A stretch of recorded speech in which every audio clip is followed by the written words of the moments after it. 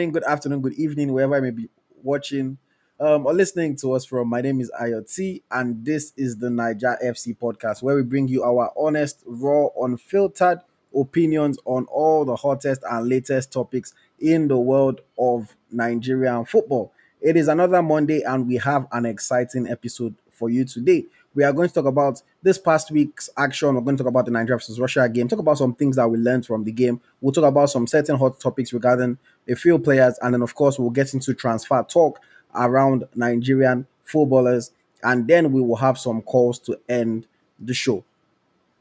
I want to start by highlighting that this past week, Rashidat Ajibade was in action for Atletico de Madrid Femenino. She played her final game for the club, but unfortunately, they fell to a 2-0 defeat against Barcelona in the Copa del Arena final. Barca, of course, the strongest team in Spain, one of, if not the best team in the world. So it was always going to be a tall task for them. I was just happy that the scoreline wasn't embarrassing like that. I felt like the second goal that Barca scored, the refereeing was a bit shaky. I mean, if you watch the game, you know what I'm talking about. But nevertheless, Barcelona were the better side in that match. And Rashidat has played her final game for Atletico de Madrid. So we are looking forward to the summer and seeing where she lands. Maybe before the WAFCON or after the WAFCON. But of course, Ajibade is the captain of the Super Falcons. She has been on a steady progression in her career. So this summer's move is expected to be a big move for her, and is expected to be a move that will shape the core years of her career as she gets into her peak and the best of her football rather. So that's that. And then I will move on very quickly and say yes, Gift Monday was on target again. She scored her fourth goal of the season for Washington Spirit in the NWSL. Gift Monday has taken to the NWSL quite well, just being in the right position at the right time. It was a nice header, and I'm looking forward to seeing more of Gift Monday's goals and more of her performances in the NWSL.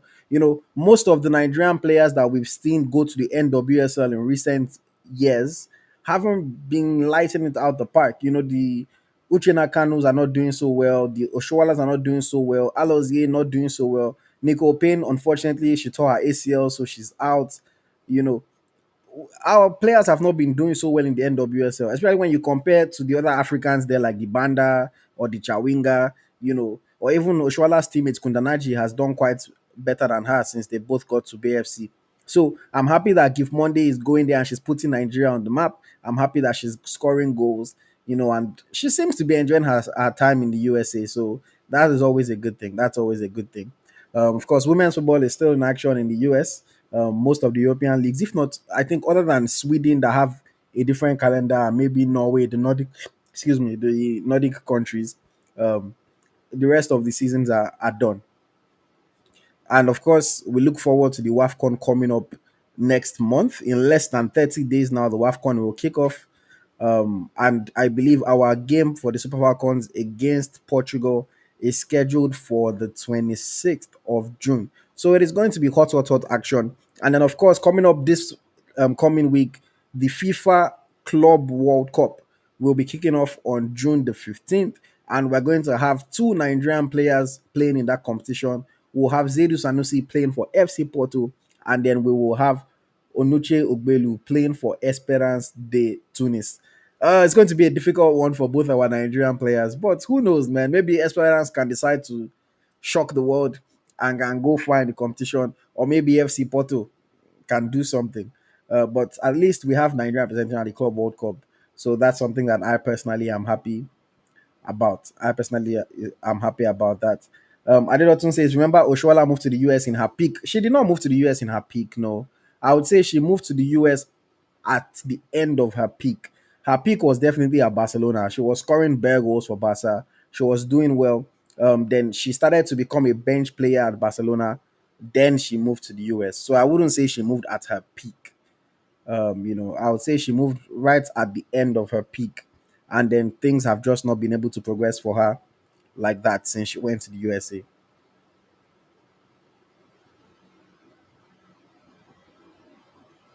Somebody is saying Ajibade will go to the USA. Let us see. Let us see what happens.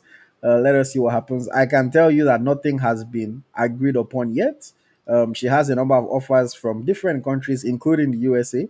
But of course, she's looking and waiting to take the offer that she thinks is best for her. Okay. Without taking too much time, let me move forward.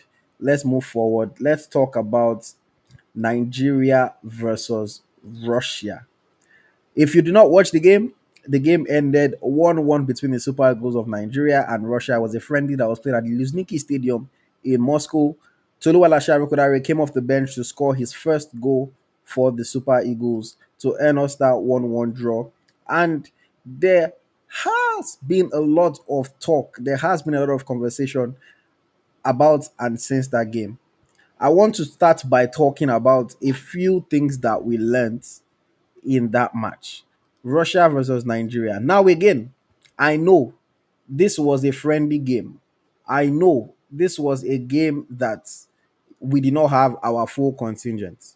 So there are things that would possibly change once we have all the Osimhens, the Lukmans, the Aino, etc. in the squad. But I'm going to talk about what we learned based on the game that was played. Russia versus Nigeria. What did we learn? I think I'll start with some of the negatives. The first negative, what we learned from that game versus Russia, we still have defensive issues. No matter how we want to look at it, in the Unity Cup, we blamed Sadiq Ismail for the goals that we conceded. I mean, with good reason, I will say. But in this game, it showed that we are still frail defensively. Now, this could be a reason, because of a number of factors. It could be because, well, we're playing with a pairing that is not the best. We're playing with some defenders that are not supposed to be starters for us. Whatever the case may be, it is obvious that we still have defensive issues. Russia created quite a number of chances, and on another day, if they took their chances better, if they were more clinical, they should have beaten us. From set pieces, we continue to be vulnerable.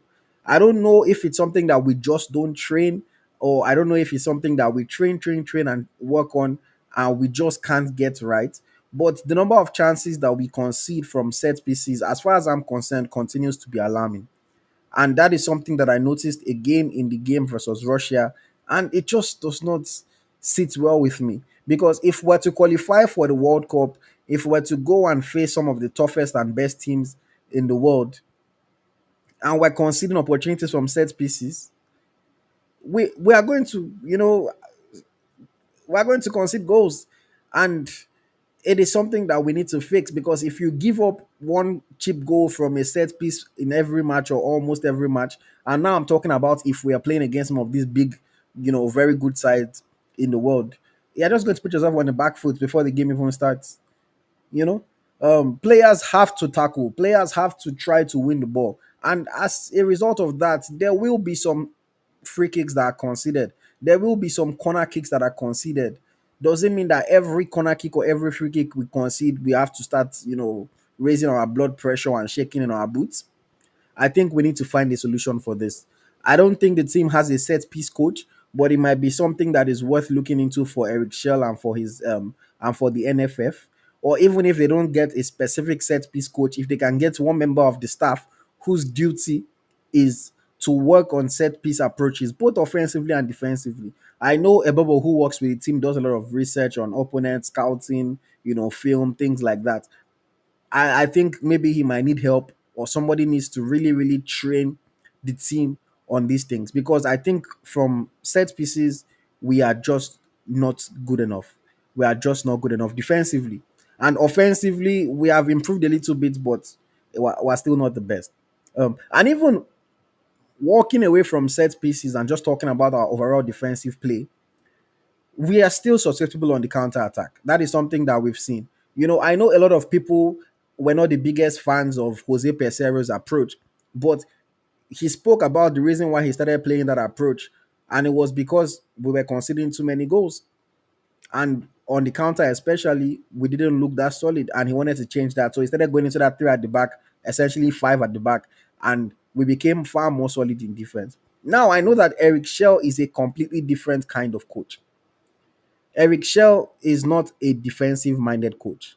He wants his team to attack, he wants his team to play on the front foot, he wants his team to score goals.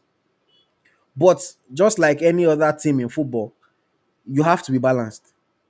No matter how many goals you want to score, if you are scoring two per game and you're conceding two per game, you're not winning. You cannot go into every game simply expecting that you are going to just go and score far more than your opponents, regardless of how many the opponents score. So on the counter, we conceded too many chances against Russia. We continue to concede chances. Even the goals that we concede, despite the fact that we might want to point at one or two people and say, "Oh, this person made a mistake. This person did that," it largely comes because our overall shape is wrong, including the goal that we considered against Russia, including some of the chances that we considered against Russia. What would appear to be simple balls into the box, we just seem to not be able to deal with. And I think this is something that we really, really, really need to fix. But let me not harp on that one negative too much.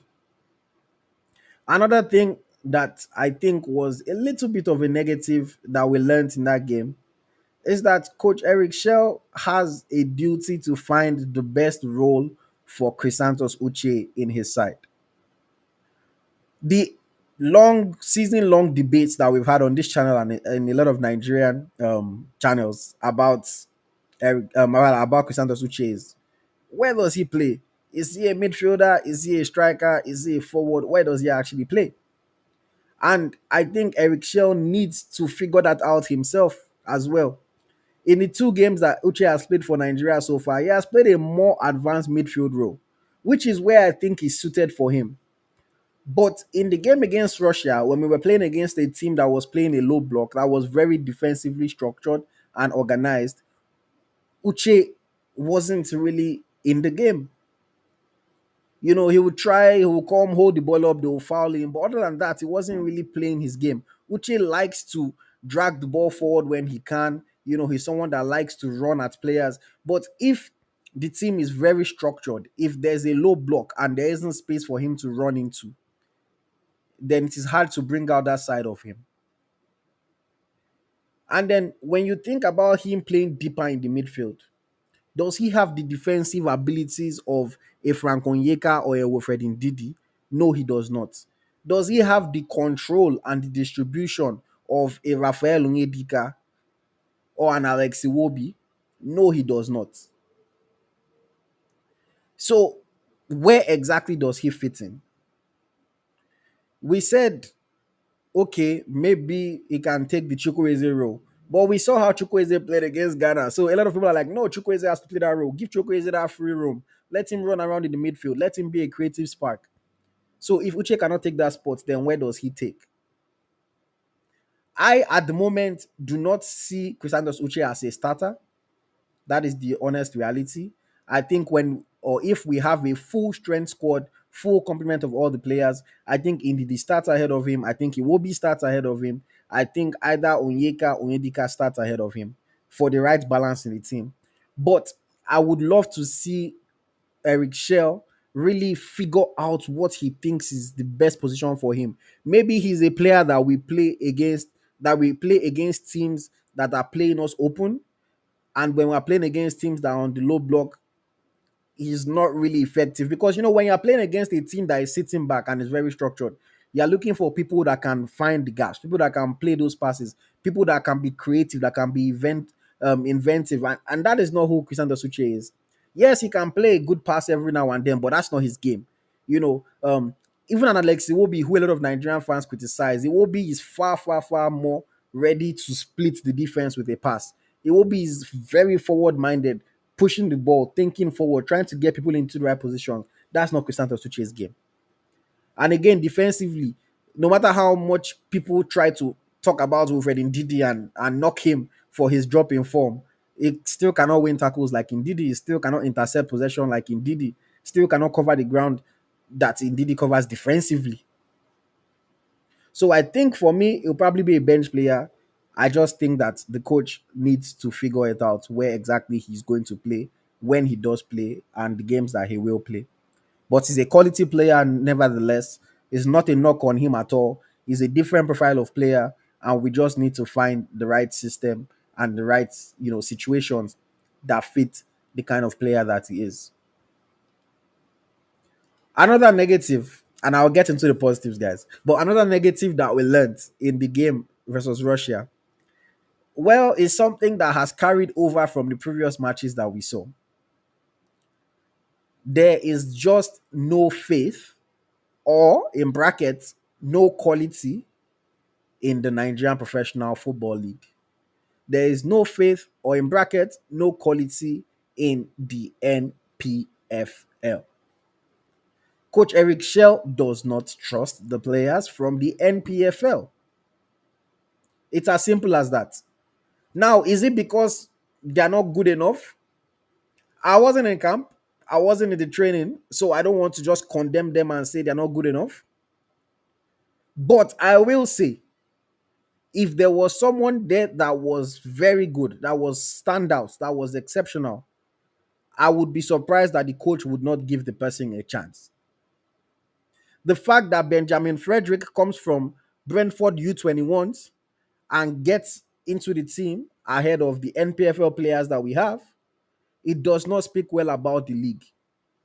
And this is not an avenue to start insulting the league, because I know there are some people that love the NPFL. They love every player from the NPFL. They want, there to be 4 allocated slots for NPFL players, all those things. I think we need to be honest with ourselves. For all the coaches that we've had, since the days of Gennaro would try to give opportunities here and there, but not many stuck in the team. Pesero didn't want to use them. When Finidi came, Finidi was more open to it, but we saw how that went. Eguavon wants to give them a chance, but we see how that goes. And now Eric Shell has come. And Eric Shell gave Sadiq a chance, gave Sikiru Alimi rather a chance, and didn't give them another opportunity. So again, I don't want to just come so that people will not come and fight me. I don't want to just come and say, oh, MPFL players are not good enough. So I will say MPFL players need to step up. They need to step up. If you are telling me that an under 21 player in Europe is better than the best defenders that we have in the NPFL, then that is a big issue. That is a big issue. Especially when it's not like that under 21 player is the next Sergio Ramos or the next John Terry or something like that. The MPFL, we need to upgrade, man. We need to get better. We need to develop our players better. We need more quality. The league organizers, the team owners, the management, they need to put in this work.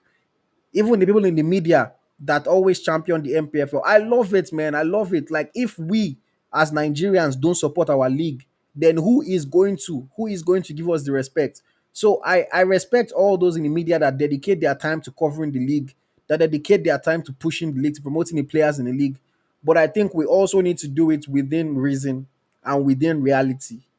You know, for example, there are basketball leagues in the UK, in the rest of Europe, but they don't argue that they are better than those in the NBA, because everybody knows that the NBA is the pinnacle of basketball. So I think we need to do that within reason as well when we try to promote our MPFL. We recognize the fact that yes, we like our league, we're promoting our league, we have some decent players, we have decent talent in the league, but they need to stop this idea of, oh, they're better than the ones that are in Europe. Oh, they are not getting a chance because they're in the MPFL, things like that. Because it makes people focus more on the negatives when we go into matches like this and the players show us that they're not of quality. Let me not waste too much time talking about that, but that is something that we need to figure out. Lastly, a negative thing that we need to figure out, we need more options in terms of our wingers. Now, I know that this team was missing Ademola Lookman. There was no Alex Iwobi. Samuel Chukwueze didn't play against Russia. But I still think that we need more options in terms of our wingers. The left wing for the Super Eagles has really just been Ademola Lookman and Moses Simon for the past couple of years. And while I like Moses Simon, I big him up all the time, when he does well. I'm not going to knock the efforts that Simon has put in wearing the Super Eagles shirt for a number of years. But against Russia, Simon seemed really, really stifled. And I'm not saying that he's past his best or anything like that. No, don't get me wrong. But the same way I think the striker position needs competition, the goalkeeping position needs competition, I think that the wing positions need competition as well. We need more quality. We need to find wingers, whether from foreign born or whether the ones that are Nigerian born, the likes of Otele need to improve and get to that level. I don't know what it is exactly. But the fact that Samuel Chukwueze has had a bad run in the Super Eagles jersey for a long time and still consistently gets called up. Moses Simon can have 6 games in a row that he doesn't play well and still know that he's going to get called up again. I think we just need more options. I'm not saying don't call these players, but we need people that can light fire under their bomb bombs. We need people that can push them, that can make them feel like there is really, really competition for the position, competition for the jersey. The fact that I know that yes, this one was because of different issues, visas, people dropping out of the team, etc. And I shouldn't judge them too much based on just this match. They only went to the match with 4 forwards, 2 wingers, and 2 strikers. I understand. But I think in general, if a Simon is having a bad game, which other option do we have? Let's say Ademola Lukman is injured and Simon is having a bad game. Who else do we have? People would call maybe the likes of Chidera Ejuke, but even Ejuke is not playing at the level that you want him to be in this team. They gave a debut to Olakunle Olusegun. In all honesty, in all reality, Olusegun did not deserve a Super Eagles call up. He did not deserve to call himself a Super Eagles player. It's proximity that got him the call up and the cap. Goes down to the larger issue that I've spoken about, that we water down what it means to be a Super Eagles player. Oh, you are close to the stadium, come and play. So if you are a Nigerian footballer, whatever level you play at, whenever you hear that there's a game, if you are close to the stadium, pack your boots. You might be getting an invitation. Uche is mentioning Nathan Teller. Yeah, Nathan Teller is an option as well. He's an option as well. From a wing back position, from a forward position, definitely is an option. I just think that we need to get more quality in the side. Some players need to step up. Some players need to switch allegiance to Nigeria, maybe. Is that Olusegun tried though? I mean, I'm not saying he didn't do well. He still did not deserve the chance. Like Frederick did well against Ghana. It doesn't change the fact that Frederick did not deserve his call up. You can give somebody a position that they don't deserve. The person can do well at it. It doesn't mean that they deserved it. It doesn't mean that they will consistently do well. So I still think that we need options. Olusegun cannot be the one who becomes our Super Eagles winger. No, he cannot. He's not of that quality yet. And this is a guy that I like as a human being. I've interacted with him a number of times. You know, the boy played 28 games this season and scored 3 goals, no assist. I know that football is not just about stats, but these are not the stats of a Super Eagles winger. Let's be honest with ourselves. These are not the stats of a Super Eagles winger. Last season, 3 goals, 2 assists. The season before that, 5 goals, 2 assists. The season before that, no goal, 2 assists. Those are not the stats of a Super Eagles winger. Let's be realistic with ourselves. At least be giving us double digits combined self, if anything.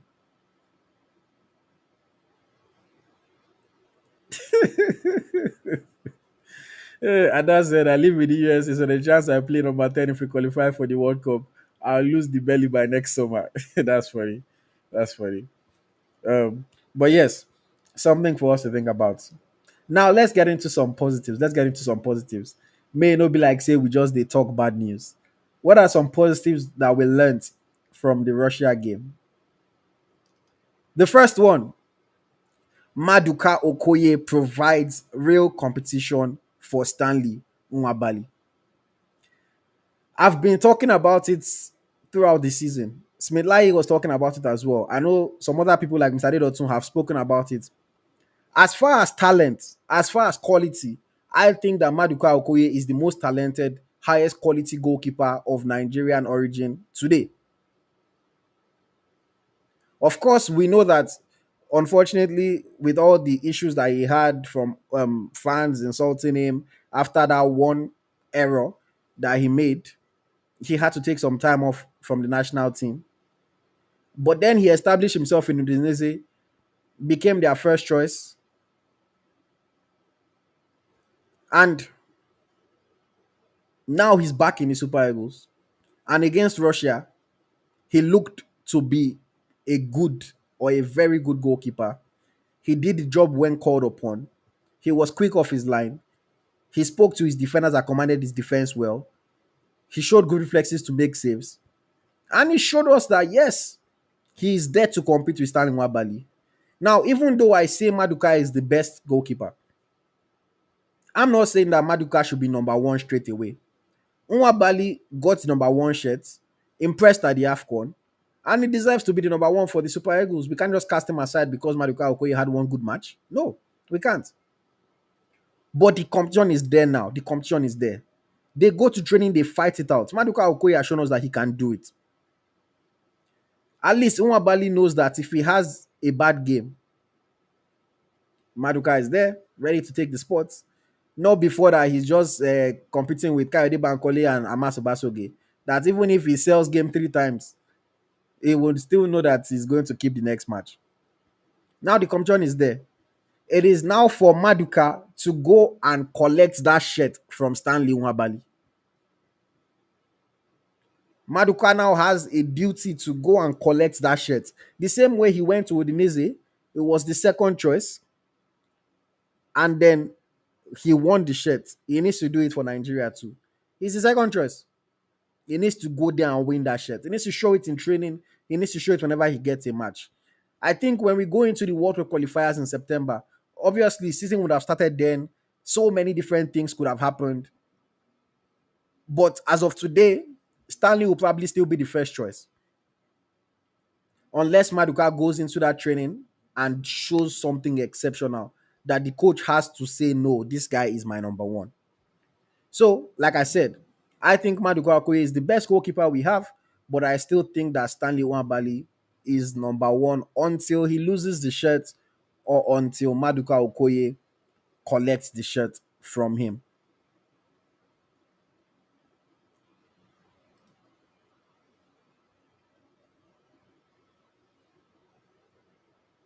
Some people are leaving some comments and asking questions, but you're not leaving with super chats. So you guys know how it goes. If you want me to take your comments, you want me to take your question, please leave it with a super chat. It's a little that you can do to support the channel. As long as, or if you have the means to support, every little counts from $10 to $100 to $1,000 to £1,000, all appreciated, or even £1,000 naira, all appreciated. And if you don't have the means to support us with super chats, please, guys, just make sure you hit the like button and you like the video, you subscribe to the channel, and of course, share. Thank you very much. Thank you very much. Okay, I've spoken about Maduka Okoye. Another thing that I learned from the Russia game, positive thing, Rafael Onyedika and Frank Onyeka can come in handy for the Super Eagles. Now, we've always known Frank Onyeka, they call him the tank for a reason. They call him the tank for a reason. He has that engine that keeps running throughout the game. Aggressive off the ball, covers a lot of ground. And I think the way he played alongside Rafael Onyedika in that game against Russia showed us that our midfielders have quality in them. Onyeka was energetic, running up and down, trying to cover some gaps. Onyedika was in his usual calm fashion, slotting into positions to intercept the ball, getting the ball and then dishing it out to his more creative players, to his players that are driving forward. I like that combination of calm, composed, alongside gritty, energetic. Onyeka can cover ground, go box to box. Onyedika can plug the gaps. When Onyedika tries to go forward, he's not the best player going forward. He's not the most creative.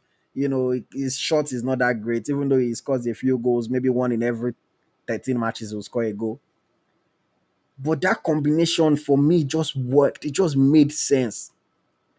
Now, do I think that Onyeka is a better tackler or interceptor than Wilfred Ndidi? No, I do not. Some people might disagree with me, but I personally do not. Do I think that Onyedika is, the best controller in our midfield right now? If you are not asking Iwobi to play in that role, maybe he is. But I just thought that the combination of the two of them made a lot of sense. Made a lot of sense. They looked really good against Russia. They won most of their duels. They completed most of their passes. If that's something to know about Rafael Onyedika, every match that he plays has north of 80% pass completion rate.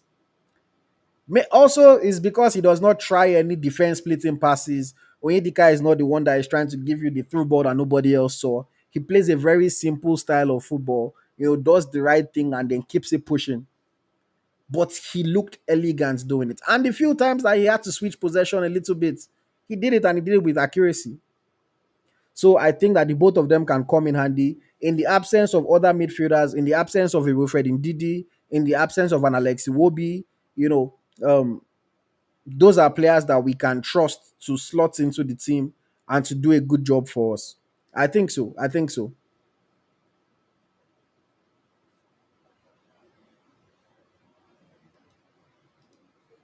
Shout out to Monsieur Ogunbade. Thank you for the super chat. Much appreciated. He has opened the floor for the rest of you guys. Thank you, thank you, thank you. A member of the channel, and also supporting with a super chat. Thank you very much. Adedotu is a member of the channel. He says Maduka's performance against Russia shows that he is better than all our goalkeepers. I am not taking anything away from Nwabali's abilities. And he also left a super chat. Thank you very much, Adedotu. Much appreciated.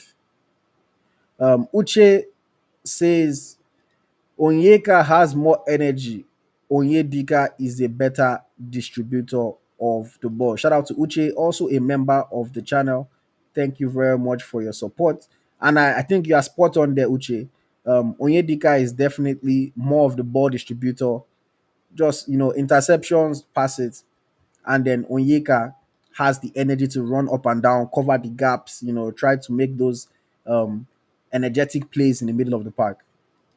Ada J3 is saying, if the Super Eagles are playing a crucial World Cup qualifying match tomorrow, who would be your midfield three? Let us assume that everyone is fit for the game. Okay, I like when people give me these questions, even though sometimes, man, you make me think. Assuming everyone is fit for the game. So this is assuming we're playing a 4-3-3 formation. I think that's what Adaje 3 is setting up here. We're playing a 4-3-3 formation. The three attackers will be Lukman, Osimhen, and let's say Chukwueze. So since Iwobi is not an attacker, Iwobi is the first one in my midfield. Now I have to strike a balance. I need somebody that is going to win tackles and intercept balls for me. So I'm going to put Wilfred Onye in the midfield as well. I still think he is there. Maybe you hook him off at the 60th minute, but to start, I'm going to put Wilfred Onye in Didi. So now I have Ndidi, I have Iwobi in front of the two. Who am I going to play alongside Ndidi? That's the question now.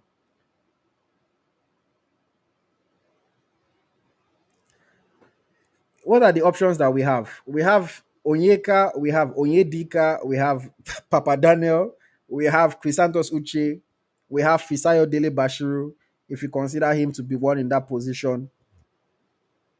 Who else do we have? Savior Isaac, I guess, is an option as well. I am going to, of all those players, I am going to pick. Oh, well, there's also Alassane Yusuf. Lest I forget, Alassane Yusuf is usually in the squad.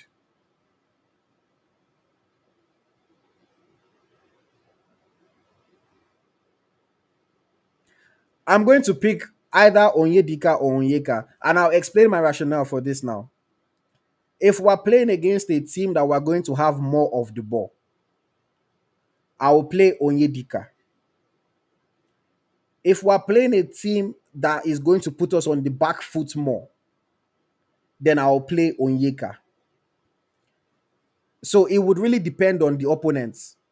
Oh yeah, we have Aribo as well, but forget he's not going to make the starting 11 anyways. All due respect to him. But yeah, so like I said, if we're playing a team that we're going to have possession, I'll play Indidi, Onyedika, Iwobi. If we're playing a team that we're going to be on the back foot, let's say we're playing Spain, we're playing France, we're playing Portugal, Germany, one of these top teams in the world, England, Brazil, Argentina, I would play Onyeka, I would play Indidi, and then I would play Iwobi. If we're playing Argentina, let's say we're playing Argentina, Onyeka's only job on that field is to just don't let Messi see space. If we're playing Argentina, that's Onyeka's only job. Just don't let Messi see space. You cannot ask Ndidi to mark Messi because they will run him around. He doesn't have the legs. But I ask Onyeka, if they dribble you, you will fight and fall back and you cover ground. So I'll put Onyeka for if I want just that someone to just follow somebody around, run everywhere, energy. Don't even no need for it to attack. But if we're supposed to have more possession, if we're playing against a team that is going to play a low block where we don't need two holding midfielders per se, then I would play Onyedika there. Onyedika can distribute the ball a little bit, can spread it up, can push the ball forward, etc. Then off the bench, if Onyeka is on the bench, it will come on for Ndidi. If Uche is on the bench, it can come on for Onyedika later in the game. So yeah, that's kind of how I'll look at it. That's kind of how I'll look at it.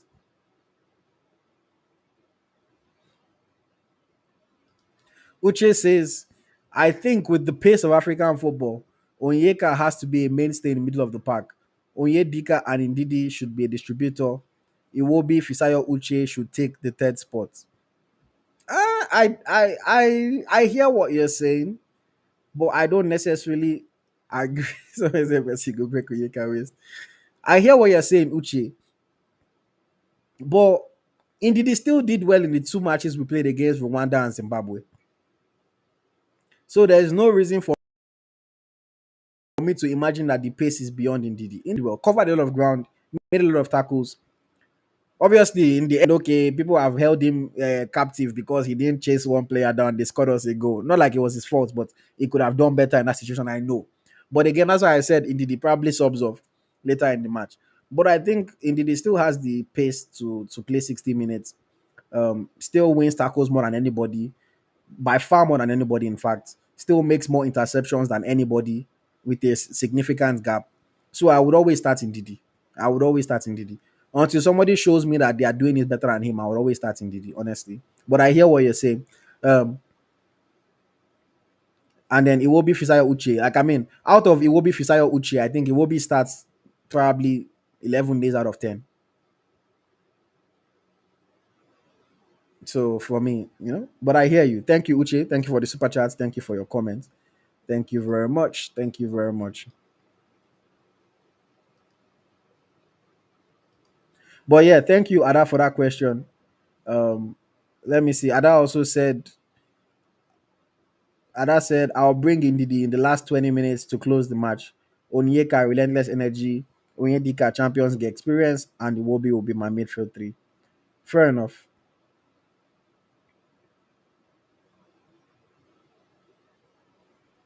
Ada is asking about 1998. See who we get for that? Who we get for our midfield that time? Come on now. Come on now. Come on now. Those are let's not get into that talk. You didn't just say it wasn't our midfield then. Adedotun says, I don't think Alassane Yusuf deserves a call up. You know my stance about some leagues. I know. But let's not get into Alassane Yusuf. I've lost track of where I was. Okay. I was talking about positives that we saw in the game. I spoke about Maduka Okoye as a positive. I spoke about um, the midfielders, Onyeka and Onyedika, as a positive. Then one other positive that I used to wrap up. Tolu Walashe Arokodare scored his first goal for the Super Eagles of Nigeria. And that is always something to be happy about. That's always something to be excited about. And I am very, very, very, very, very happy for him. when a player scores their first goal for the national team, the only thing that is sweeter than that, probably making your debut and winning a trophy. Those are the only two things that I think are sweeter than scoring your first goal for the national team. When you make your debut, you are just, you've worked all your life for this moment, except for the ones that they just call anyhow. But let's not get into that. And when you win a trophy, that's the pinnacle. Of course, you are playing football to win trophies. So when you win a trophy, it is unimaginable joy. But I think scoring your first goal, fantastic, fantastic. I'm happy for him. Good, good. I've watched that goal back a number of times. He was running in one direction. He read and saw that the goalkeeper was about to play a short pass. Good thinking, good instinct to intercept the pass, and then a beautiful finish. Fantastic one, fantastic one. I'm somebody that have been very, very on the fence about Arokodare's style of play in terms of coming to the Super Eagles, because we've seen different strikers that are similar to him not necessarily do well. Talking about these tall, physical, strikers that are not the best on the ball, the likes of Paul Onwachu, we've seen them not do too well. So I was very skeptical about how he would do. I didn't think he had a great game against Russia. Don't get me wrong. I don't want to talk about that in too much detail. I didn't think he had a great game against Russia, but I was very, very happy to see him score that goal. I was very, very happy to see him score that goal, because a goal like that only inspires more confidence, only gives you more belief, more motivation to know that, oh, more, I need to be in this team again and I need to keep doing what I'm doing. In 2025, all people care about, especially as a striker, goals, goals, goals. And for him to score a goal is something big, especially when we have people like Victor Boniface that are not scoring goals. It is something big. It has to be, especially when we have Sadiq, who is not scoring goals for Nigeria. I'm talking about, especially when we have even like a Taiwa Woni who has not scored a lot of goals for Nigeria. For him to come and then in 3 matches to score a goal is something that he has to be excited about. Now, does it mean that he will just continue scoring goals? I'm not God, I don't know, but he has shown that he can, and he needs to keep on doing it. He still needs to be better on the ball in certain moments. His link up play still needs to be better. But I was very happy for him when I saw him score that goal. I'm surprised he did not cry on the field. Maybe because if it was like match winning goal now, I would have probably been crying.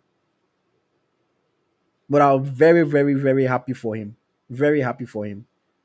Toluwala Kudare scoring his first goal. I thought that was a positive from the match as well. So there you have it, guys. Those are my negatives. Those are my positives. Those are the things that I learned from watching the Super Eagles play against Russia in Moscow. Now, let us get into some, or I would even say some. Let us get into one major talking point that was big on social media after that game. Victor Boniface. Victor Boniface. Victor Boniface. Now, I'll start from what I think, or what I agree with, what I don't agree with. I don't agree with people bombarding a player when the player is not doing well. I don't agree with people casting a player into the abyss simply because they have not scored a goal. I don't agree with people who make it sound like Boniface was lucky to get to this stage.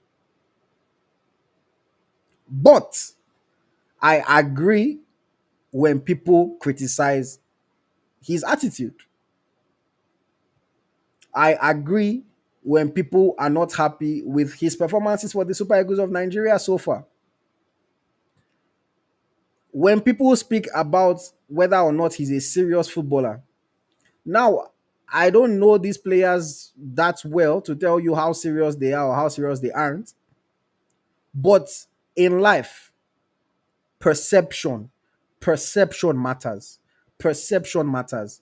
This is why I always encourage players to have social media teams, to have brand managers, people that are directing them in the way they put themselves out in the public, because that is what leads to the way people think about you. If you didn't see it, immediately after the game, Victor Boniface went on social media and made a post implying that he had retired from the men's national team. Even I had to send him a message like, bro, what is this about? That kind of thing is wrong. It is wrong. It is wrong. It is wrong. You should not be making a post like that, whether you are joking or you are serious. If you are serious, that is the worst way to announce your retirement. And if you are joking, that is just a very expensive and unnecessary joke. So either way, it is wrong. It will only feed into the perception of people that you are not serious. It would feed into the perception that people have that you don't care, that you're not trying hard enough. And I think he got that wrong. You know, he needs people that would advise him better, people that are on his side every week. Sometimes when a player does something, sometimes I message the player, but I don't work for you. It's not my duty to protect you. You can, at the end of the day, you're a grown man, you can do whatever you like. But I just think that there is no reason to do something like that. I thought that was very wrong, especially when you know that people are going to pick it up. You know that people are going to talk. Now, Boniface is very similar to Victor Osimhen in their stubbornness. The other kind of people that I don't care what you're saying about me. I'm going to do what I like. Let them talk. Let them talk. I don't care. Fine, you can say let them talk. You don't care. But again, you should care. You should care. Now, I'm not saying you should allow public opinion or media talk to, distract you and get you carried away. But you shouldn't give people ammunition to talk bad about you. Somebody said it here that his boss told him that, see, perception is reality. And that is the truth. People don't know you personally. Somebody that knows you personally can come and say, wow, no, it's not true. Boniface works hard. Boniface, he's always training. He's so serious. Every game he doesn't play well, he's crying. He's doing this, he's doing that. That might actually be what's going on. But we are not there. We're not in locker room. We're not your personal friends. So we don't know all of this. What we know is what you put out for us to see. And we see you play a game. We're not happy with your performance in that game. And then 25 minutes after the match, you're on social media joking about retirement. I don't think it's good at all.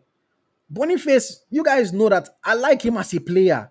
I think he is so technically gifted. I think he is very talented. He has overcome a lot, 2 ACL injuries to get to where he is today. He practically drove Galatasaray. He drove Bayer Leverkusen to a league title and to a final appearance in the UEFA Europa League. I like him as a player a lot. But I just think that he needs to change the public perception of him. He needs people to not continue to see him as this unserious player.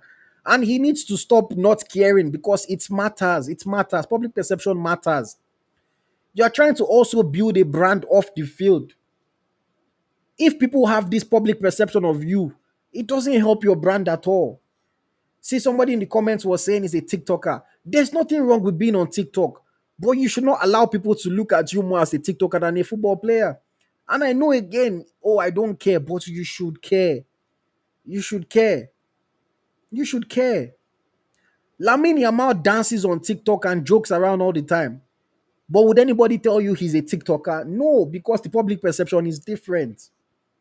Lewandowski jokes on TikTok, but the public perception is different. Now I know that when you are in a down moment in your career, when you're off form, it is easier for people to pick on you. But that's why you should also learn from the seniors. You learn from those that have done it before you. When things are not going well, you take a step back. You chill a little bit. I know you like to play, you like to joke. Fine, that's your personality. Great. You cannot allow football consume you. Yes, I agree 100%. But when things are not going well, you need to take a step back. Because even though you cannot train 24 hours a day, for sure you can't. But when people see you joking or playing around, they will say, look at this guy. He cannot even score goal, but he's playing this play. He cannot even do this, but he's joking here. Perception. Perception. Perception. It's the way people tell me that AyoT guy, all you do is talk about Nigerian football. You don't talk to babe, you don't do this, you don't do that. I'm not saying they're right or they're wrong, but it is the perception because that's what I portray in public. I talk and I know Nigerian football, I know branding. That's what I push out. That's what I talk about. You don't know what I do in my personal life. Unless you're close to me, you wouldn't know. Perception. Perception. Osimhen, he's a fighter. He doesn't take nonsense. He just wants to win. He works hard. Perception. You don't know Osimhen in real life. You don't know what his personality is like. Ekong, he's a leader. He carries himself well. He's professional. You don't know Ekong in real life. He might be the biggest goofball you meet. He might be the dumbest person in the world. I'm not saying he is, but I'm just saying it is perception. It is what he portrayed to you. Taiwa Woni, he is humble. He is a family man. He is focused. Do you know Taiwo in real life? How do you know he's not proud? How do you know he does not talk to his family every day, saying, I have more money than you, you can't talk to me? You don't know. Perception. Ajibade, child of God, leader, works hard for the team. Perception. Perception. It is so important, especially as a public figure. And while you might try to tell yourself that you don't care, that it doesn't affect you what people say, it does. And in the case of Victor Boniface, it did. And it does. And the reason why I'm saying this is because I know that if I talk to him privately, he will tell me he does not care. Because I know that's how he is. But the reason why I say it did affect him is I don't see any reason for that post that he made other than the fact that coming off the field, he knew that there was pressure on him to score and he had not scored. Whether he had a good game or he had a bad game, the pressure on him is to score and he did not score. And he knew that people were going to come for him because of that. He knew that people were going to talk negative because of that. So he quickly went on social media to make a joke. Maybe in his mind, that joke was supposed to ease the tension, was supposed to diffuse the situation a little bit. But that's not what happened. That wasn't how people took it. That wasn't how it came across. People only read it as even more unseriousness. Some people even read it as jealousy because somebody else scored. So he had to walk it back. He had to delete the post. Then he went on social media and said congratulations to Tolu Alashari for scoring the goal. He said, congrats, my guy. Perception. Perception. I think that Nigerian players need to be more aware of their brands. They need to be more intentional with the way they use social media. They need to be more intentional. Victor Osimhen was also reckless on social media in the past, but the bigger he got, the more he understood that he cannot just be playing anyhow, cannot just be joking anyhow.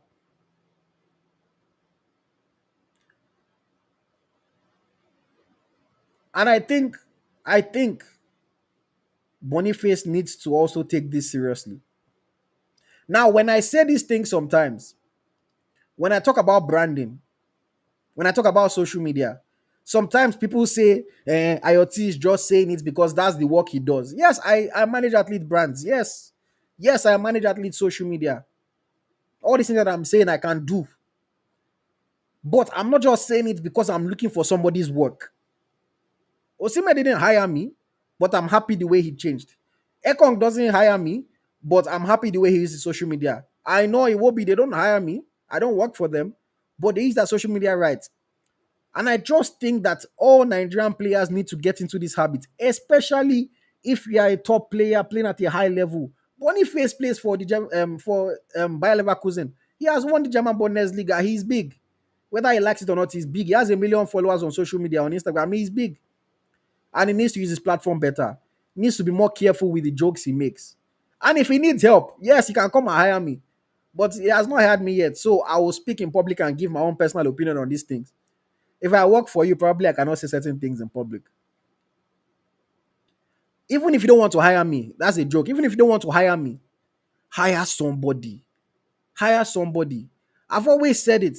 If you are an athlete and you make a few thousands a month and you cannot spend a few hundred out of that thousand or even 1,000 on your brand, on your social media, on your image, you're not serious yet. You're not ready yet. You're not ready yet. Go and talk to any of the top PR firms in the world that manage athletes, the ones that manage the Beckhams, the ones that manage the Drogbas, that manage the Bellinghams, that manage the Salahs. Go and see how much those athletes pay in a month or in a year to manage their brands. Yes, I know you're not Beckham yet. You're not Salah yet. But you need to start early. You need to start building something early. You need to start controlling the narrative around you early. I think Victor Boniface needs to change it a little bit. I'll use a Nigerian example. William Trustekong, when he started his YouTube channel, there was the perception in the media that came about that because he wasn't focused, his performance levels had dropped. What did he do? He took a step back. When his levels increased again, he came back with it. And now he's on his final laps. So he's trying to pivot into something else that he would do after his football career. I follow William Tristekong on LinkedIn. He's trying to build a professional side of his life as well. The perception has changed around him. Even Samuel Chukwueze. Chukwueze was very playful before. If you've noticed this year, Chukwueze was very quiet on social media. Very quiet. Because when things are not going well, you cannot still be loud. You can say you don't care, but if you are, you create the impression, you give the perception that you don't really care. So, what I will say to my guy, Victor Boniface, you need to change the public perception of you. Continue to work hard. Your day will come. By the grace of God, your day will come. But as the day has not come yet, you need to change the public perception. And the only way you do that is that you change the way you interact with the public. You need to change the way you interact with the public. Create a more serious image around yourself, more positive image. Let football be the forefront. Let football be the first thing that people think of when they think of you before everything else. That's what has to be the first thing. When we think of you, we think of football. Then we think of every other thing that you do. And right now, that's not the first thing that people are thinking of Victor Boniface. So while I understand he's trying to build his brand off the field as a personality doing other things, I think right now he has put the cart before the horse, and he needs to change the position and put the horse before the cart. That is that on that. Somebody here say he's big, but he still won't hire me. As long as you hire somebody, that's all that really matters. I only want to work with those that want to work with me. So I know they beg people for work. But as long as you hire somebody, that is what really matters. And if somebody sends this to Boniface, or if he watches this, or he listens to what I said, I hope he understands that I'm not trying to be negative about him. I hope he understands that I'm not hating on him. In fact, I'm the one that gets accused the most of doing PR for Boniface. But I just hope that it's something that he thinks about and he works on. 1 second, guys. My light just became really dark for some reason. Give me a second. Let me fix this.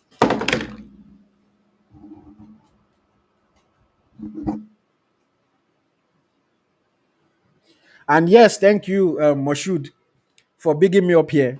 In case you don't know, yes, I've been working with Rashad Ajibade, and her brand is on fire and has been on fire, largely due to the work that I've done. I don't always toot my own horn. I don't always toot my own horn, but sometimes I need to because some people don't know the work that I do. She's not the only one I've worked with. She's not the only one I've worked with. I've worked with a number of Nigerian players. I can't talk about all of them on a platform like this, but Ajibade, the work that we do is very public. Everything you know about her brand today, let me not say every single thing, but 90% of watching about her brand today is the work that we've done and that we continue to do. And I really do enjoy working with her. Shout out to Rashidat, man. Shout out to Rashidat. Okay, so that is that on Victor Boniface. That is that on Victor Boniface.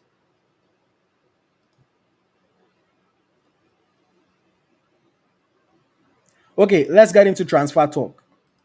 Unless we have any comments that I need to take, let me just look through quickly.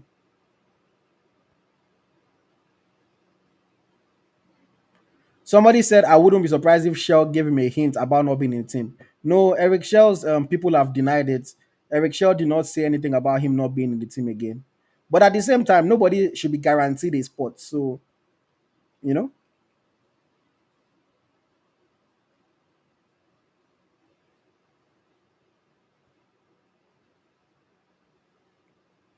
somebody said players like Desas, Sadiq, even you can include Onwachu, you can even include Ndidi, you can include Simon. They've been criticized, they've been mocked for lack of performance, for lack of scoring, but they have not engaged publicly. They have kept quiet. That is very true. That is very true.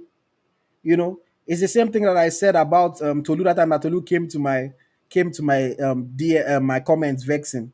You know, if you want to start on that road of replying or trying to say something about every criticism or reaction that you get that is not positive, then you are in for a long run in your career. You are in for a long run.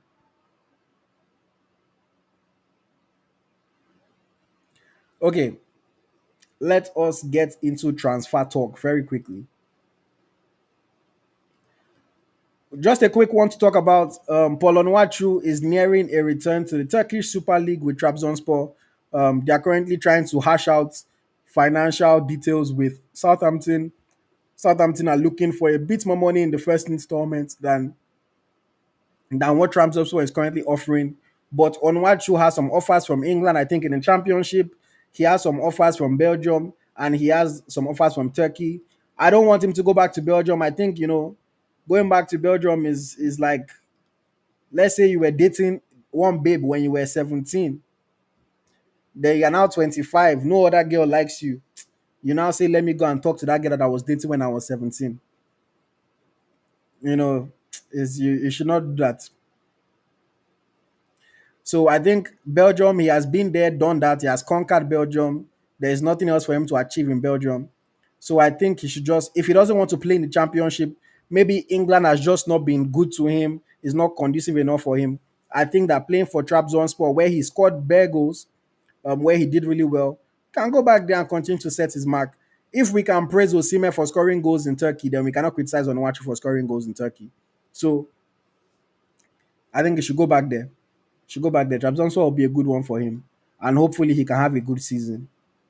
Maybe even find his way back into the national team. Who knows? Who knows?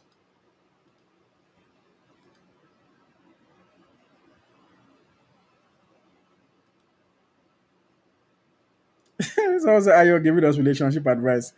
I'm not giving anybody relationship advice, so I just talk at the talk. Okay, but let us now talk about our star boy, the transfer saga that never ends, the transfer saga that never ends. We hear one thing today, we hear another thing tomorrow. But what we know as of today is that Victor Osimhen has rejected Al Hilal in the Saudi Pro League. To God be the glory. Victor Osimhen is not jumping at the money to go to Saudi Arabia. So one day we heard that he had agreed terms, um, but he was still considering his options. The next day we heard that he has rejected the offer fully. So when they initially said they had agreed terms, some people were saying it's a lie, he did not agree, did not agree, blah blah blah. From what I understand, they put the offer on the table. There are people who said, okay, this offer makes sense, but let us go and think about it. So that's why it was reported that he had agreed because they felt like the offer made sense, but he still had not signed or accepted. So he went to think about it. And eventually he thought about it and decided that he wants to stay in Europe. He wants to stay in Europe. And I'm happy about that. Now, Osimhen staying in Europe is one thing. The club that Victor Osimhen eventually plays for is another thing entirely. Why are no top European clubs coming for Victor Osimhen? The most obvious one that everybody talks about is his wage demands, wage demands, wage demands. This was what caused people in the public to start saying that Osimhen is a money chaser. Osimhen is just hungry for money, does not care about football, does not care about legacy. These are the things that people were saying. And then after rejecting Al Hilal, people are like, so what exactly does this boy want?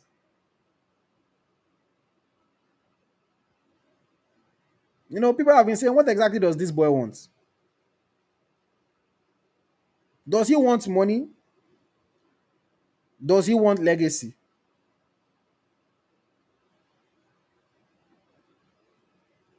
Or does he want legacy at the right price? For me, that's where I'll land. I think Victor cares about his legacy. Victor cares about being the best. Victor cares about competition. Victor cares about winning. But Victor also cares about his bag. Victor also cares about how much he makes. 45 million a year. I mean, come on, bro. Life-changing money. But Victor already makes a lot of money. So it appears that he is not chasing that life-changing money yet. Yet. He wants to stay in Europe, but he wants to get paid what he believes he deserves to get paid.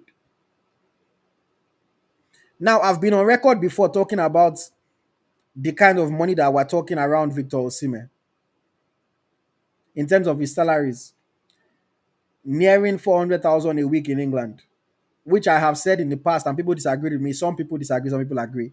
That I think it will be hard for anybody to pay him that, considering that the players that earn that kind of money are the ones that have done it in the league already, like the Salahs. But at the same time, people like Omar Mamouche are earning 295,000 a week. Do I think Osimhen is better than Omar Mamouche? Yes, I do. But I don't know what the other people think. I don't know what the people that make these decisions actually think. But I personally think if Mamouche can get 295,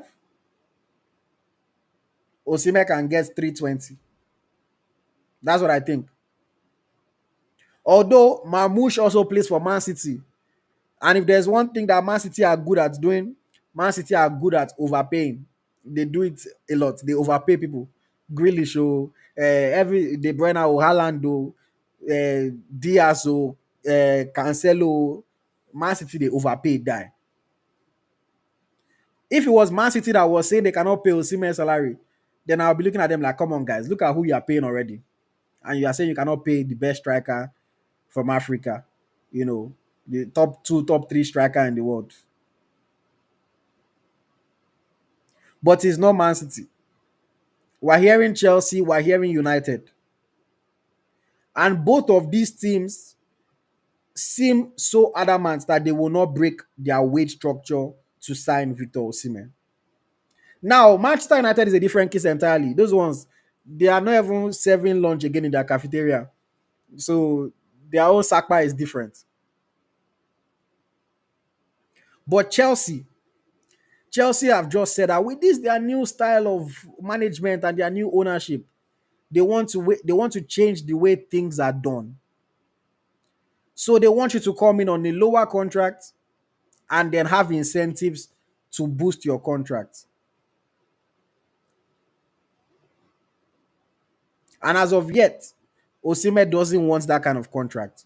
Osimhen wants something that is more guaranteed. And another reason, when I always talk about branding, unfortunately, Osimhen doesn't make anything close to the kind of money he makes on the field, off the field. So it is harder for him to compensate on his salary and saying, "Oh, I would make it off the field." Because some other players, they can take a lower salary and know, I'll make it up from my endorsements. I'll make it up from my partnerships. I'll make it up from my branding, from my businesses. But Osimhen doesn't have that brand off the field like that. So his salary is his primary, major, probably 95% of his income, other than maybe like investments, come from his salaries, and 5% would come from his endorsement deals, which he only has like one or two. So what exactly is it? Some people have spoken about Osimhen's, what would I say, character. Some people have said it's a character flaw thing, the way he carries himself, the public outbursts that he has had, the people that he has around him, that it is deterring clubs from coming to him. I don't know for a fact if that's the case.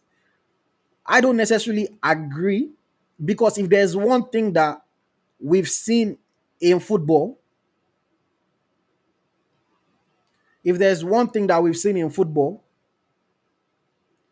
clubs will take a chance on a problematic player if they think the player is good enough. They will take a chance and they will sit you down and say, "Bros, behave yourself. Behave yourself." They will take a chance on a problematic player if they think the player is good enough. So if let's even assume that Victor Osimhen is as problematic as some people are saying he is, why are these clubs not willing to take a chance? Do they not think he's that good? Like we Nigerians think he is? What exactly is the issue? What exactly is the issue?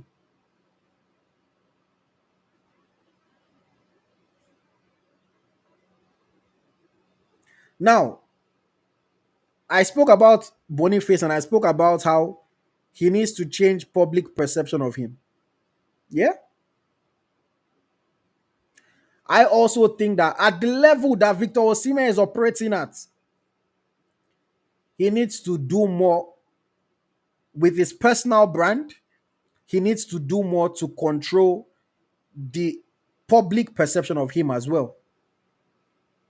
With all due respect to everybody, Buchi Laba cannot be the primary source of Victor Osimhen information. With all due respect to everybody, Very Dark Man cannot be a primary source of Victor Osimhen information. Larry on Twitter cannot be a primary source of Victor Osimhen information. Smalley cannot be a primary source of Victor Osimhen information. Omar Katuba was a better source than these people that I mentioned. The big difference, no matter what anybody thinks about Omar, in the public, Omar carries himself and tries to carry himself with reputation and with class, in public at least. I don't know what he does behind the scenes. You project yourself to seem like a bigger deal than you are.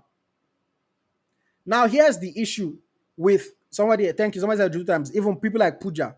Now, these guys have platforms, these guys are popular. But here's the issue. Let's use Buchi, for example, who seems to be the one that has the scoop on everything that's happening with Osimhen right now. If you go on Buchi's page, the same Buchi is insulting Manu. The same Buchi is talking and insulting people on his TL. The same Buchi is talking a lot of different things. And then that Buchi will come and give you information about Victor Osimhen. From the outside looking in, that is not professional. Now, I know in the Nigerian spirit, I don't care who sends you, oh, you are a hater, you are this, you are that. Fine. But that does not look professional at all in any way. It doesn't. It also does not help when you turn your page into a fan page for a particular player because the player has flown you to Istanbul, has put you in a hotel, has given you food to eat. Now you turn your page into a fan page for the player. It does not help your credibility. It doesn't. It just appears to be one of the players' big supporters that's come to give us information. The information you have might be true, but people are not really going to latch onto it and take it that seriously. When Omar was aligned with Victor Osimhen, everybody knew that Omar and Victor were close. Osimhen was probably giving Omar money at the time. He was probably paying for some of his flights. He probably was, I don't know for a fact. But the way Omar still carried himself still gave farm professionalism.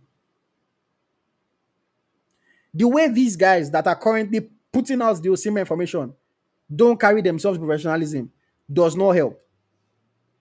Oh, it's because you don't know the full story. Oh, it's because you don't know this. Oh, it's because you don't know that. But you don't tell us anything. And you think that that is helping to promote or to correct the image that people are having of him? No, it does not. These are people who have platforms but are not PR specialists. They are not brand managers. The ones that are even quote unquote journalists are not real. They did not go to school to learn journalism. They just have platforms. Maybe they could talk on radio because they have nice radio voices. And then now you want this person to be the one, your primary source of information about your life, about what's going on with you. I think Osimhen needs to be smarter. He has the resources, he has the fame, he has the star power to hire professionals around him. I am a very, very big advocate for working with Nigerian media. So don't get me wrong. I'm not saying don't work with Nigerian media because I'm a big advocate for that. If any player comes and gives me scoop, you think I'll not be happy about it? So give your scoops to Nigerian media, but you have to give it to the right people. You have to give it to the right people. Imagine if Oluwashina Okeleji was the one that was giving us this first-hand info. Nobody would look at it sideways. Nobody would say, oh, who be this one? Nobody would say, too many people are having access to Osimhen. Because professionalism surrounds him. He carries himself well. He doesn't just post anything on social media. Somebody today is posting about Yansh. Tomorrow is posting about your transfer. Come on now. Come on. It's like I tell people all the time. I'm not trying to compare to foreigners. But imagine if Fabrizio Romano, one day on his account, you see him tweeting about some girl. You'll be like, is it okay? You have to maintain professionalism. Have your burner account for all those things. Or even have your private life account. But work and private life should be different. And when it comes to work, you do it with professionalism. And I think that that's what Osimhen is getting wrong with the image that is being built around him right now. That's why people are saying Osimhen is too accessible. Why all these people that are around him? People are recording FaceTime of call with Osimhen, saying, why just not paying you now and posting that video online. The people around you need to be smarter. They need to know that you are the cash cow. They need to be smarter. They need to be more intentional, more professional. And I hope that Osimhen works on this. I really do hope that it works on this. Because as much as I don't think that some of these things should matter when it comes to a club looking at who they think is a good footballer and who they want to join their team, from what people are telling me, people that are in the know, they are saying that it matters and it pains me. Now, does it only matter because Osimhen is black? Does it only matter because he's African, because he's Nigerian, because he's asking for a lot of money? I don't know why it matters, but people are telling me that it matters. I spoke to someone who works with a lot of scouts, agents, etc. And the person was telling me that when scouts have brought up Osimhen's names to their sporting director, Osimhen's name to their sporting director, what you hear from them is attitude. It's too loud, too much controversy. And I don't think Osimhen has a bad attitude per se. I think he's a knucklehead, but I don't think his attitude is that bad. Osimhen will not like his teammates all love him. You know, he's not someone that comes and kills a locker room. So for the fact that people are having that perception, I don't think is great. Too loud, but he has quieted down. But because the people that are around him are still making noise, they think he's loud. They think he's a troublemaker. He has only caused trouble once. The other time, now then find in trouble. Perception matters. And you don't want to have a bad perception, especially not to the powers that be, not to the decision makers.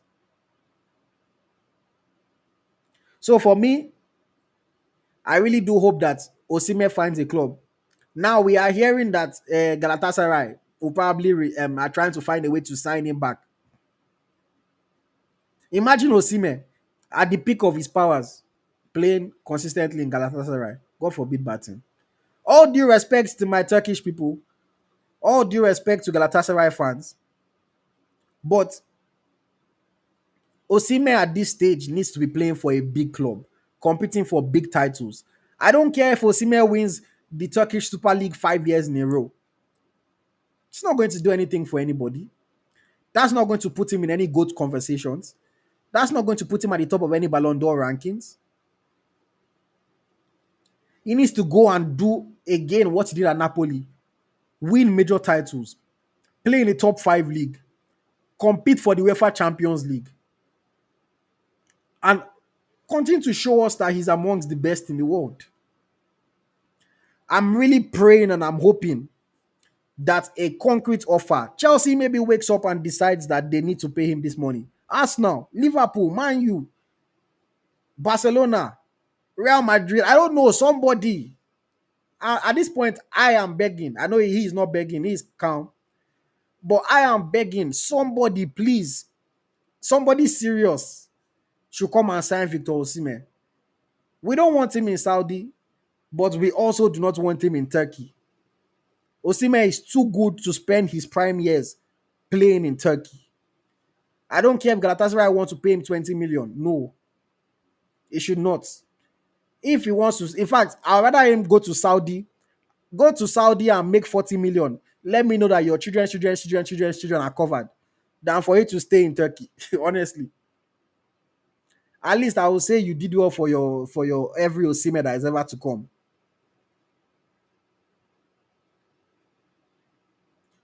Or I don't know if Conte is going to take him back. But he needs to be playing at a high level, man. He needs to be playing at a high level. I said serious club. Somebody is telling me AC Milan. We're talking serious things here. Competitive clubs that you can win. You are calling AC Milan here. All in all, I wish Victor Osimhen all the very best, man. I love Osimhen. I love Osimhen. If you've watched my first ever interview with Osimhen back in 2019 or 2020, and you hear the story, the connection that Osimhen and I have, you'll know why I love him so much. And I want to see him play at the highest level. I want to see him achieve everything that has not been achieved in football as far as the Nigerian is concerned. So I really do hope that something happens. I really do hope that something comes of it. And I hope that it is to a top club, competing in the UEFA Champions League, playing at a high enough level so that he can continue to establish himself as a top player in the world of football. And at least let's see you on the Ballon d'Or podium. It is possible. It is possible. Somebody says maybe he has to lower his asking price. He might have to. He might have to. Um, but let's see. Let's see. Let's see. Let's see. Let us see. Somebody sent me a couple of days ago, sent me a ranking that was done by ESPN of the top strikers in the world. ESPN's 100 best players per position. And in this ranking, they put our own Victor Osimhen at number 12. You see how things are already changing? ESPN is ranking Victor Osimhen as the number 12 best striker in the world as of today. And I think he needs to be higher than that.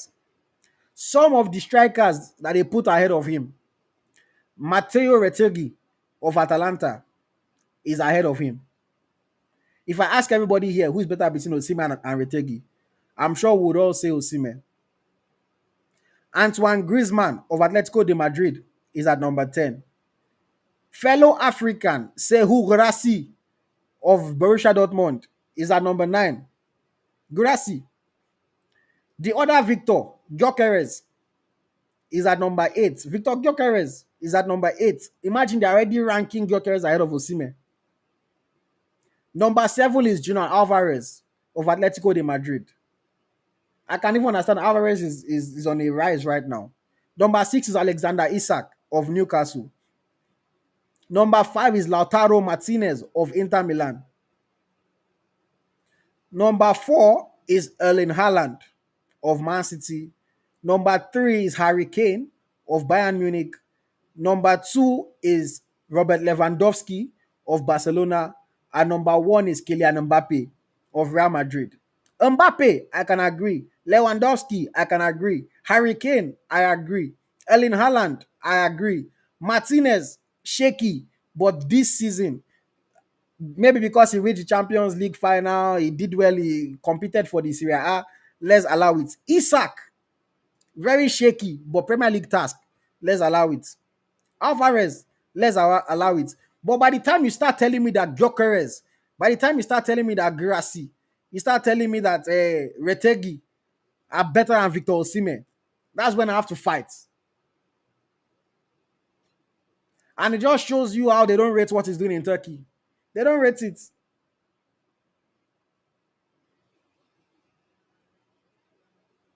So it better not stay. It better not stay. He needs to find somewhere to go. He needs to find somewhere to go. Thank you for coming to my TED Talk.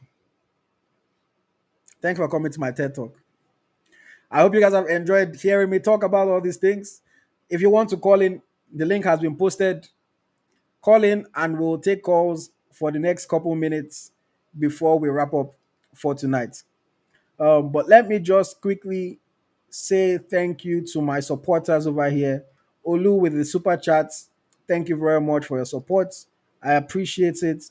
And I also got a super chat from Lola Odunsi that says, I agree that Maduka is better with superior foot skills. Talking about Maduka Okoye, better than Stanley Nwabali. Let's keep the super chats coming before we wrap up for today, guys.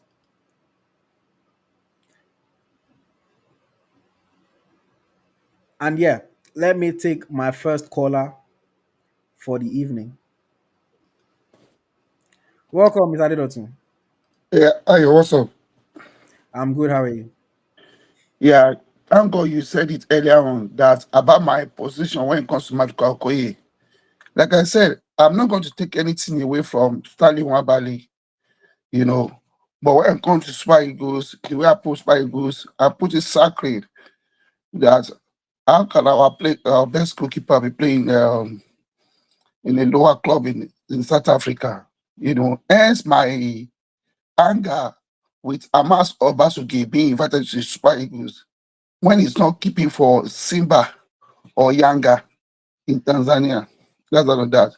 And we also the two saves America made the match against Russia. And we also his body distribution. It means he had come up of age. I'm not gonna lie to you. All the matches that Mashuka kept against the big teams, big clubs in Milan, you know, he showed class. Even though they lost some, but he showed class. So now we are sure of two good goalkeepers, Emmanuel Okoye and Wabali. I think the goalkeeping sector of our national team is 95% settled. Now let me go to Victor Sorry, let me ask you a question about that. Yeah. So somebody that I spoke to after the Russia game on my live said We don't even need a third choice goalkeeper. Let's just use the two of them and forget about third choice. What do you think about that? Yeah, I think we need not just goalkeeper because anything can happen. I remember a match that final that a match that Madrid was going to play. A call dropped on Dudek and he got injured, so they had to bring the second goalkeeper. And during the match, what if the second goalkeeper got injured? What's going to happen? So we still need three. So that's why we always go with three. Maybe the Concord guy, if they can speed his change of nationality, maybe that will be a good news for us. And the goalkeepers that they have been inviting, like the Amas, Obasoge, Ilalele and Co, if God can help them get better clause and they can shine brilliantly, so everybody can come. That's that on that. On Victor Boniface, I said last time that this guy should need somebody to, you know, to help him out. He needs to change his team, you know.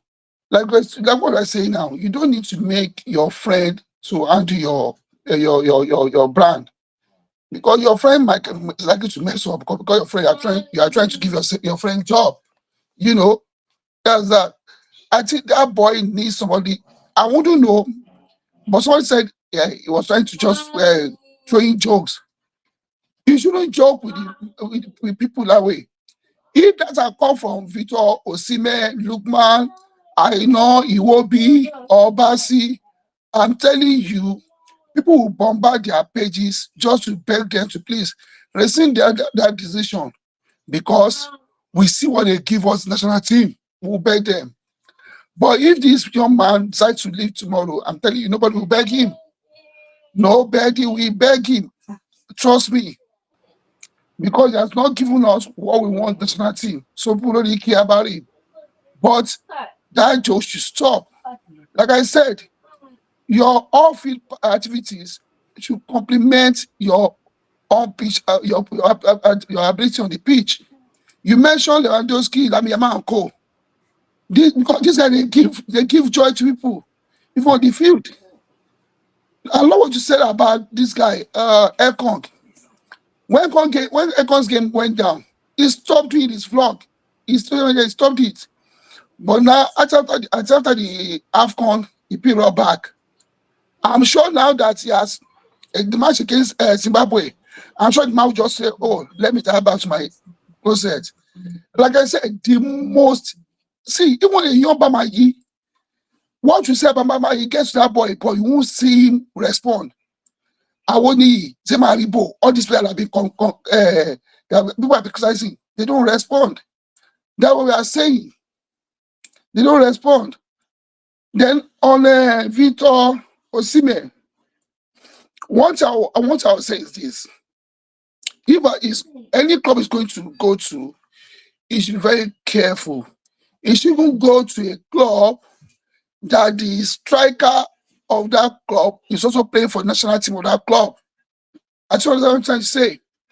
It's like you going to play in England, signing for Man U, and Harry Kane is let's use this game. This guy only waxing. He's an international English team player. You know, I wouldn't want Osimhen to go and sign for a club where Waxing is playing because we are going to World Cup here where all the clubs we want to play their national team players. If at all is going to make a move, okay, let's Atalanta for example. Retegui is now in his Azuri's number one striker, and Victor signing for Atalanta. I'm telling you, if the coach of Atalanta is an Italian, Victor will chop bench because they want to give their own player, national team player, that special treatment going to the World Cup here. So it's very careful. Any club is going to move to. And like we have been saying, I don't want him to move to Saudi, even though the offer that offer can take everybody off, can take you off your feet. That offer is enticing. I don't want him to go to Saudi, consider that we are going to World Cup here. I don't want him to stay in Galatasaray. But the fact is that all the big clubs in Europe, they can't afford to pay him now. You know why? That's financial fair play. It's part of it. That was part of it. And mind you, AyoT, most of these players you mentioned that any Omar Mamusha and Co, that any player pay. One, it depends on the agents they are working with, and mind you, their FA. I remember back then, any Brazilian player, you are going to sign a Brazilian player, and you bench that player for some time, he's free to go back to his country. That's because their FA is always involved in their contract. But unlike our own FA, Victor is on his own. The only thing that the only relationship that Victor has with NFF is when it comes to Nigerian match. So they don't care about his contract. That's that. So we should understand that there are many things that work against these people. You know, if Victor wants to play in mainstream Europe, I mean top five league, he should please. If Juventus is the only club that is planning to sign him, all Juventus strikers they are not Italians. He's going to have a fide there. If Juventus is going to be the one, I want him to go to Juventus. But if he doesn't want to go to Italy, or good. But if he wants to play in either Spain, Germany, or England, and they want him to lower his wages, if he can do that, I'll advise him to do it. But as it is now, none of the big clubs will be ready to cover that money for him. The only club that can do it, Madrid, they have Mbappe. But another thing, you should be wary of any club is going to sign for because of they are going to World Cup here. And these Europeans, they will not want to bench their top strikers for any African player. That's my solution. Okay. Thank you, sir. Thank you. Let me ask you a question here. So when you were speaking, you mentioned his agent or his agency. And this is something that people on social media have spoken about before, that maybe he doesn't have a good agent. Maybe his agent is not. Do you think this could be an issue with his agent? And maybe if he was working with a George Mendes, or if he was working with one of these top agents, you think that they would have been able to get him what he wants? Do you think so? Yeah, I think if he was working with Mendes, God bless his soul. We all know about Mino Raiola. Mino Raiola will bring a player. And you think if you happen to be a good player and you're my brother and you're not even good, Mino Raiola will bring a contract that the club will sign me and still sign my brother that's not good. We did it with Donnarumma, we did it with Kaka. You know, it depends on the agent. Joe Mendes would have worked out something tangible for Osimhen. Like somebody said in the comment section that he's very sure that something is on the horizon for Osimhen to have visited Saudi. It might be fate. Then, I forgot to mention this. But No, sorry. Nigerians show mindful. Out of Osimhen's Okay. case, I wouldn't know if you saw that on the comment section. That's what he said. Benjamin Friendly should be invited to give Ola competition. I just remember that now. But I don't know well, I don't know how people watch football. Their own perspective is different. But Osimhen, I think his agent is trying, but he should try more possible to sort out this transfer now early enough so that it wouldn't be like last season. Last one, that Galatasaray just came to his rescue At the because last, if Gala had not come, I'm telling you, it won't Victor was playing affect. for Napoli B, which have affected his team.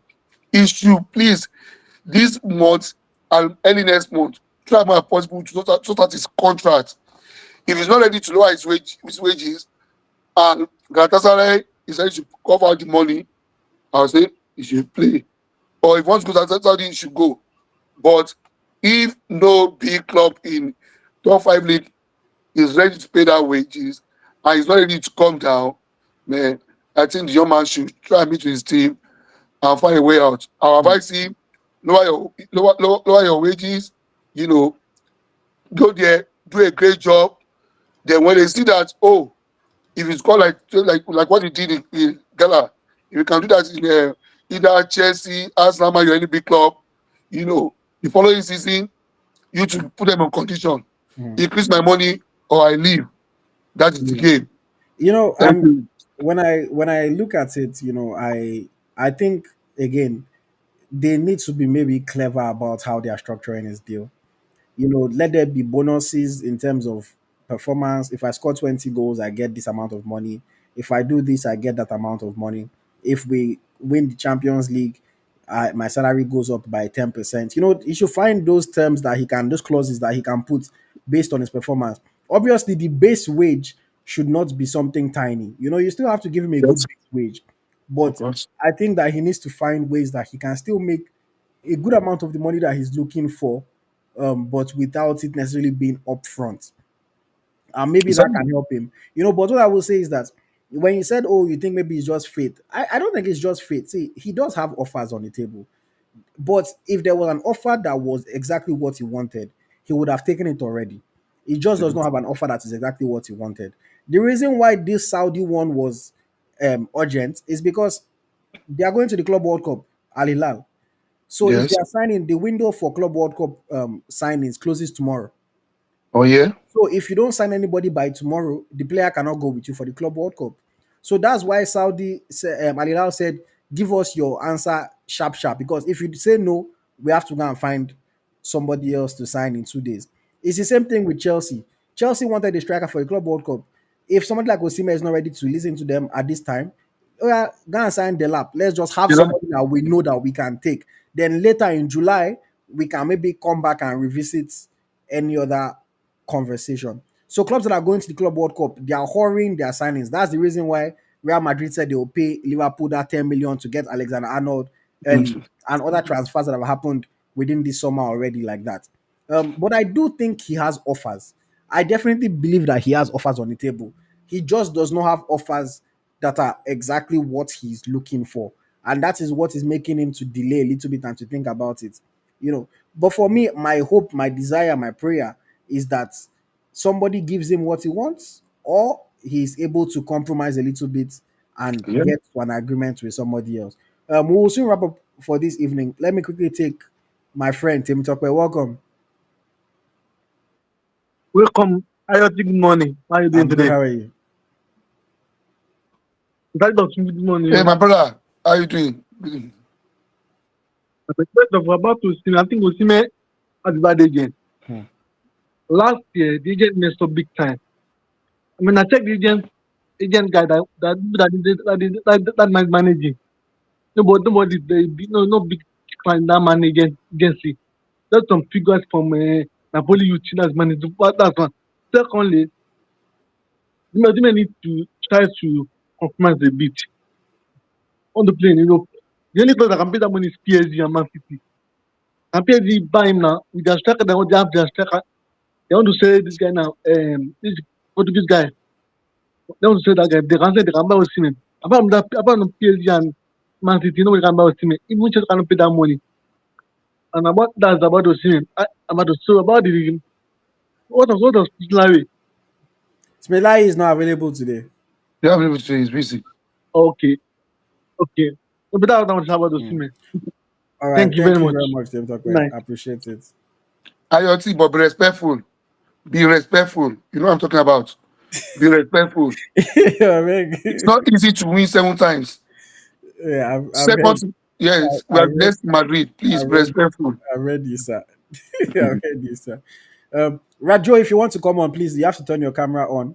Um, but yes, Uche, welcome, Uche. Can you hear me? Yeah, I can hear you. Yes. For me, I'll start with Super Eagles against Russia. Okay. Or my observation. From what I see or what I gathered, I realized that you actually need to get new center halves, Hmm. especially the right center half. Ekong is actually showing lapses of concentration, Hmm. and so we'll need someone to augment in that aspect. I wonder why they are not calling Akpoguma. I think that's someone that we can depend on because he's been in the setup before. So I feel like they need to call someone like Akpoguma in, or look for someone. I heard about some guy in what's the name in Werder Bremen, but that would take a long time. So or Felix, or I don't know whether Felix Odokai has actually changed his nationality or maybe has done his paper. So I feel like that's what we, especially if the plan of NFF is to win the Nations Cup, if their plan is also to go to the World Cup, they need to make sure that or make plans towards getting what's Ekong's positions sorted out because we cannot depend on him. He at every turn you'll just know that target Ekong and you will get access to the post. So that's why the goals have been coming from the right side because no one is even available to cut out the cross whenever the cross comes in.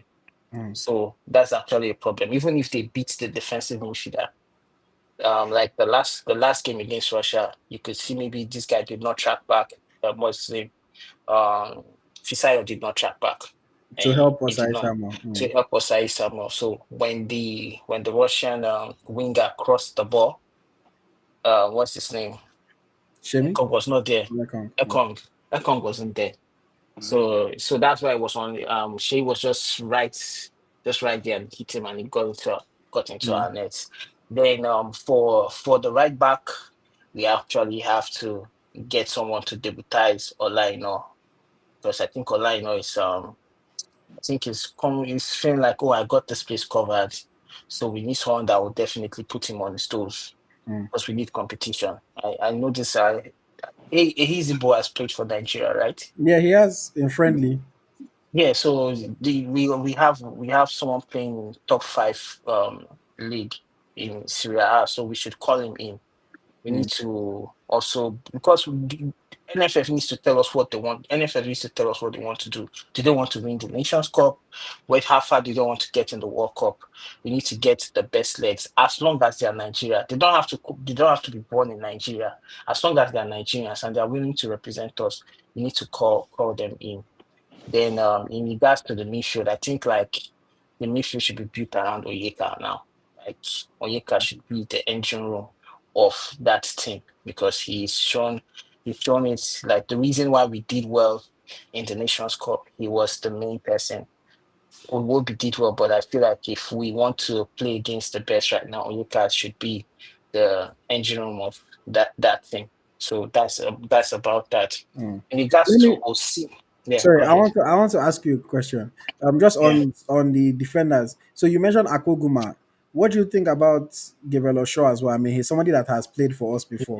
Yeah. He's a good passer. He can bring in especially he can play pass. I've seen his game again in Oxia. He can play pass that could beat the press. He can play pass that could beat the midfield and get to your attackers. Actually, I would like him to also feature. But I noticed that in Oxia, do they play? I think they play a three-man defense Is it? sometimes. You know, there? Sometimes, not every time though, Mm. but they can also play two center halves. So I think he should be called in. Him Akpoguma. We need to know where we are going to. Like where are we going to? How far do we how far do we want to go in the Nations Cup? Then call the best leg. Maybe Akpoguma did something I don't know.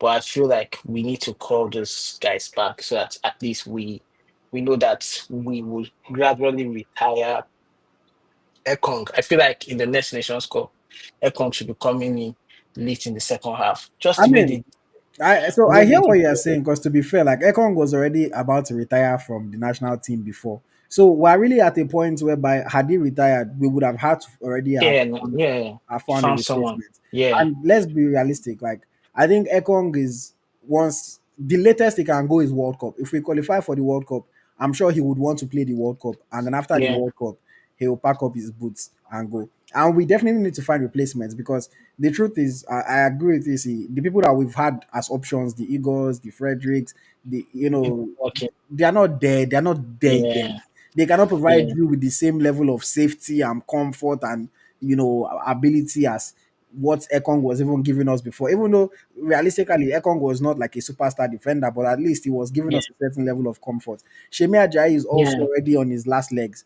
getting injured a lot, not really being able to play consistently. I'm not going to judge him for that Russia game because he played left center back, which is not his preferred, He is struggles not his with it. preferred Yeah, position. he So I struggles will with allow it. him a little bit. But we know that Shemi is not at the level that he was before. And if you notice that match because of what's his name, um, Okoye noticed that this guy's pull-out game was very weak.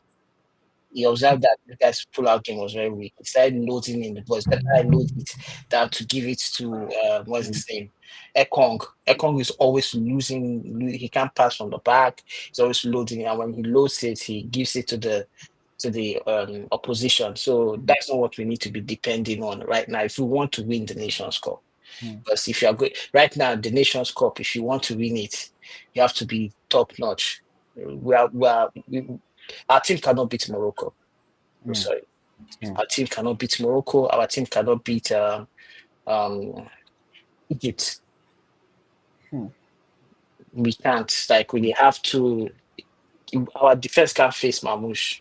Can't face Salah.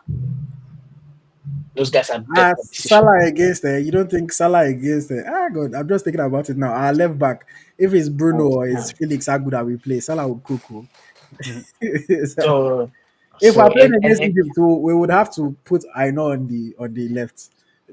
Aino will have to help us there yeah, because and if Mamouche is coming through the center, like who wants to hold him? Who wants to hold him? So these are the things NFF need to start looking at. Like, do we want to win or do we want to just participate? So these are the things. let me allow Adnan jump in. Thank you for joining us. I'll ask you a question just to piggyback on what Uche was talking about, and then you can give your own Okay. original point as well. But Okay. considering, even when I was speaking earlier, one of the downsides that I said I saw was our defensive, frailties. Uche Yes. has also mentioned that he thinks we need new center halves. Hmm. So one solution that we found in the past, at least as recent as the last AFCON, was playing three at the back. Yeah. So that there's somebody covering for everybody. We are more Hmm. compact. We are more of a unit. Hmm. That's not Eric Shell style. Yeah. That was not the Nigerian way because Nigerians were not happy about it, even though we got to the final. So Hmm. Adnan, do you think that should be something that we consider again? And maybe we need to go to Ooh. three at the back, or are you against it? This seems to happen like every few cycles because going into the 2018 World Cup, remember the friendly against England? The first half they dominated, then Roar switched to the 3-5-2 and we played a bit better and they Yeah, started using wing backs even in some matches during the World Cup. So it yeah. seems like we really have to find two strong center backs. One to I think maybe Calvin Bassey right now is the one who's probably nailed on as a starter, and then someone to play on a right center back because Econ even struggled in the last World Cup qualifier for that goal, that late equalizer that they scored against us. So if we don't find another more squad depth, because Fredericks is still young, Ogbu hasn't played too much with the national team, then we might have to end up switching formations again. But Shell, he seems like he has a plan, so we'll see what Mm. he'll probably stick to his formation, but we'll just see if we can find someone else. But it's a short turnaround before qualifiers. All right, sounds good. Thank you for that. But yeah, go on. What did you want to contribute this evening? So quickly on the Russia friendly, some people downplayed the Eagles' performance or thought that Russia would be easy to beat because they haven't played like competitive matches, but they were on a long unbeaten streak and the crowd was pretty hostile. So I think it was a good performance, all things considered, with the amount of players that were missing. And we got to get some more squad depth, seeing Uche start and Onyedika start again. So I think it was a positive having three matches during that window. Um, I had a question for you. So, with the grassroots and the lack of quality coming out of the MPFL, what do you think has to happen for that to change? I know it's a like involved question, but is this something with like government, local government, the NFF, or like ex players or private entities investing? What do you think is like the long term solution there, or Um, one of the long term yeah. solutions there? Okay. So for me, I think the first thing that I would say is I don't think it is a lack of quality at the grassroots problem. I Yeah. think it is a lack of quality at the NPFL level problem, because Okay. we are still seeing that our best talents Hmm. are skipping the NPFL and going to Europe. Yeah. So it's not like we're not creating quality at the grassroots level. We are, we're getting Nigeria, like, let's be realistic, other than maybe if you look at the golden generation, Hmm. we always have one or two special talents and then a bunch of good players. Yeah. Like, Sima generation, he's the special one. Maybe Hmm. Lukman comes close, but Lukman wasn't from Nigeria. And then the Yeah. rest of the players are just okay, good players, things like that. So we still have those young players that are going from academies abroad, and we hope that in 3 years they develop into something special. The Hmm. league itself just does not have any quality because the league is so subpar, because the welfare, playing surfaces, travel, facilities, all those things are subpar. The Yeah. money is also subpar. It does Uh-huh. not encourage for any youngster that has an opportunity to go abroad to use the league as a Mm. stepping stone. Because versus Yeah. what we see in other countries like a Brazil or an Argentina, they know Hmm. that even if they can sign for a club at a young age, at least they will do. You see, clubs will sign a 16-year-old from Brazil, but they know that Yeah. okay, he's going to spend 2 more years playing for Flamengo or playing for Mm. Corinthians, and he will play in the league and he would improve till he's Yes. 18. Then he'll come and join them in Europe. Even when Madrid signed Vinicius, Vinicius was still playing in the Hmm. Brazilian league for one Yeah. or He two was years. still very raw. Yeah, at the time. Exactly. Chelsea signed Esteval. It's just I think this summer that Esteval is supposed to join them, and this guy's already playing for the Brazilian national team as well. But Hmm. our league, can you sign a 16-year-old now and say, "Oh yeah, go and develop with Aimba for 2 years. I will come and sign you." You rather If even not, let me say yeah, if not for the U17 World Cup and the U20 World Cup, it would have been hard for players like Osimhen to get exposure. exactly. Awani, Nacho back in the day when they So won U17. our league just doesn't provide. I remember Yeah. speaking to a Nigerian player, also maybe 2 years ago or so. He was playing in the NPFL, and he's like, Hmm. bro, I scored like 15 goals this season, Yeah. but he cannot show me one video." Ooh. At least things have got better now. At least now they are And broadcasting many of the games. But as of that Dave time, Brown went back too, and he said that it's not improving from the it's not time he was there before. exactly, Yeah. exactly. And there's so many things. The facilities, the work, all those things need to be done right. And then before we can even talk about them publicizing the league, because to be honest, the way the league is right now, if you publicize it, it will almost feel as if you're just attracting more negative Mm. PR towards your league. Because by the time people come and see what you are doing and they see that is this the nonsense that you're doing that you are making noise about, it's only further the damage that is being done to the league. So I Yeah. just think that we need to up facilities, everything. See, I've said this thing before that if it is only 10 teams that are ready to be professional in Nigeria, then let's have 10 professional teams. And the league will play, each team will play each other 3 times. They will go home after, or if they can, like, you can play each Yeah. other 3 times, then do playoffs and then end the season. It, Mhm. France doesn't have 20 teams in their league. Why Germany does. why are we the ones that feel like we must have 20 teams? If 20 teams are not ready, if they don't meet, although I don't know how much of our requirements that we have to be professional, but if they're not good enough, they don't have the money, they don't have the facilities.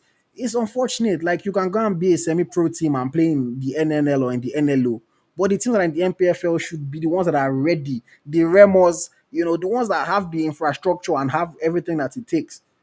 Yeah, and there are But Nigerian players all over Africa, Europe, Eastern Europe. I think we might. I think Nigeria might have the most exports oh man, for that's why when I football. tell people the number of Nigerian players that we track, and Yeah, every single year, more people are just traveling and traveling and traveling. So I know that this next season, this past season I just passed, I think yeah. we averaged about 450 Nigerian players that we're following. By Wow. next season now, we'll be entering 500 and something because every year people are transferring. People are transferring. I always tell people that that's one of the things that when I first started the Ghost Tracker and I said I want to be publicizing every Nigerian player across the globe. I did not Uh, know what I was signing up for. I genuinely did not know. I thought because then I was like every average fan, I would see the guys in the top leagues. I obviously knew that there were some scattered around Europe until I started. And every single week back then, somebody would just DM me, bros, even me if I play in Albania, I beg. yeah, Bros, I play in Armenia, boss, I play in this. Before I knew it, I was like, damn, man. Nigerians are everywhere. But Okay, I had two quick it's points because on. of the way our league is. People will have to go. People Yeah. would rather leave our league and go to South Sudan. Hmm. Like that's how crazy it is. But yeah, Yeah. go on, sorry. One other question or point was about Victor Osimhen. Where do you want him to end up, and where do you think he'll end up? I think personally that Arsenal would be a good fit.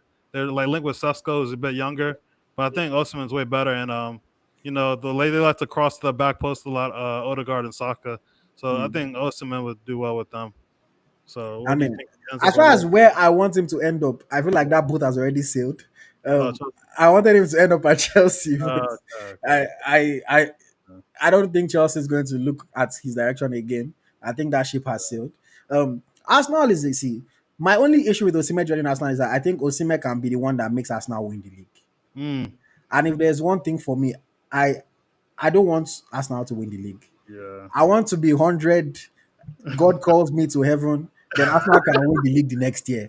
They I could win don't the league, but don't touch the Champions League. see I don't want if to see. I'm 100 and I die of old age, then they win the league 1 year after I'm dead. Fine, that's their issue. But I don't want to use my eyes to see Yeah, Arsenal win Premier League. I've seen it already when I was younger. I don't want to see it again. But I think Arsenal would be a solid fit. They need a striker. mhm. Again, this just goes to why would Arsenal needing a striker be going for a Benjamin Sesko ahead of a Victor Osimhen? That's why, So many like, teams need strikers. The market's not that great. So exactly, and the Liverpool market is not need a that great. So that's striker. why, like, Friendly. there's so many things that I know we can never know because we are not involved. But Mhm. it just I keep wondering, like, Yeah. what? Because Osimhen is. I look at Osimhen as a child of grace. So what is it that is stopping him now from getting? You would have in previous markets when a player Mhm. like Osimhen is on the market, teams don't waste time. Before Yeah. the window opens, they've just gone and they've given him the money and they've closed everything up and they are focused. So I don't know, but I know Uche wanted to say something about Osimhen before I brought you in, Adnan. So yeah, Uche, go on. Yes, I remember when he moved from Charleroi to Oh, Leo. It was very easy from Leo to Napoli, and then he had so many suitors. It was easy. So I wonder why it's becoming so difficult and hard for him to make this move. And I feel like he needs to change his setup, the people around him. Mm, Yeah, he flew a lot of people out and stuff. I don't know whether he flew or something. Like I feel like his brand, he needs to protect his brand. He's the money. He needs to protect it seriously.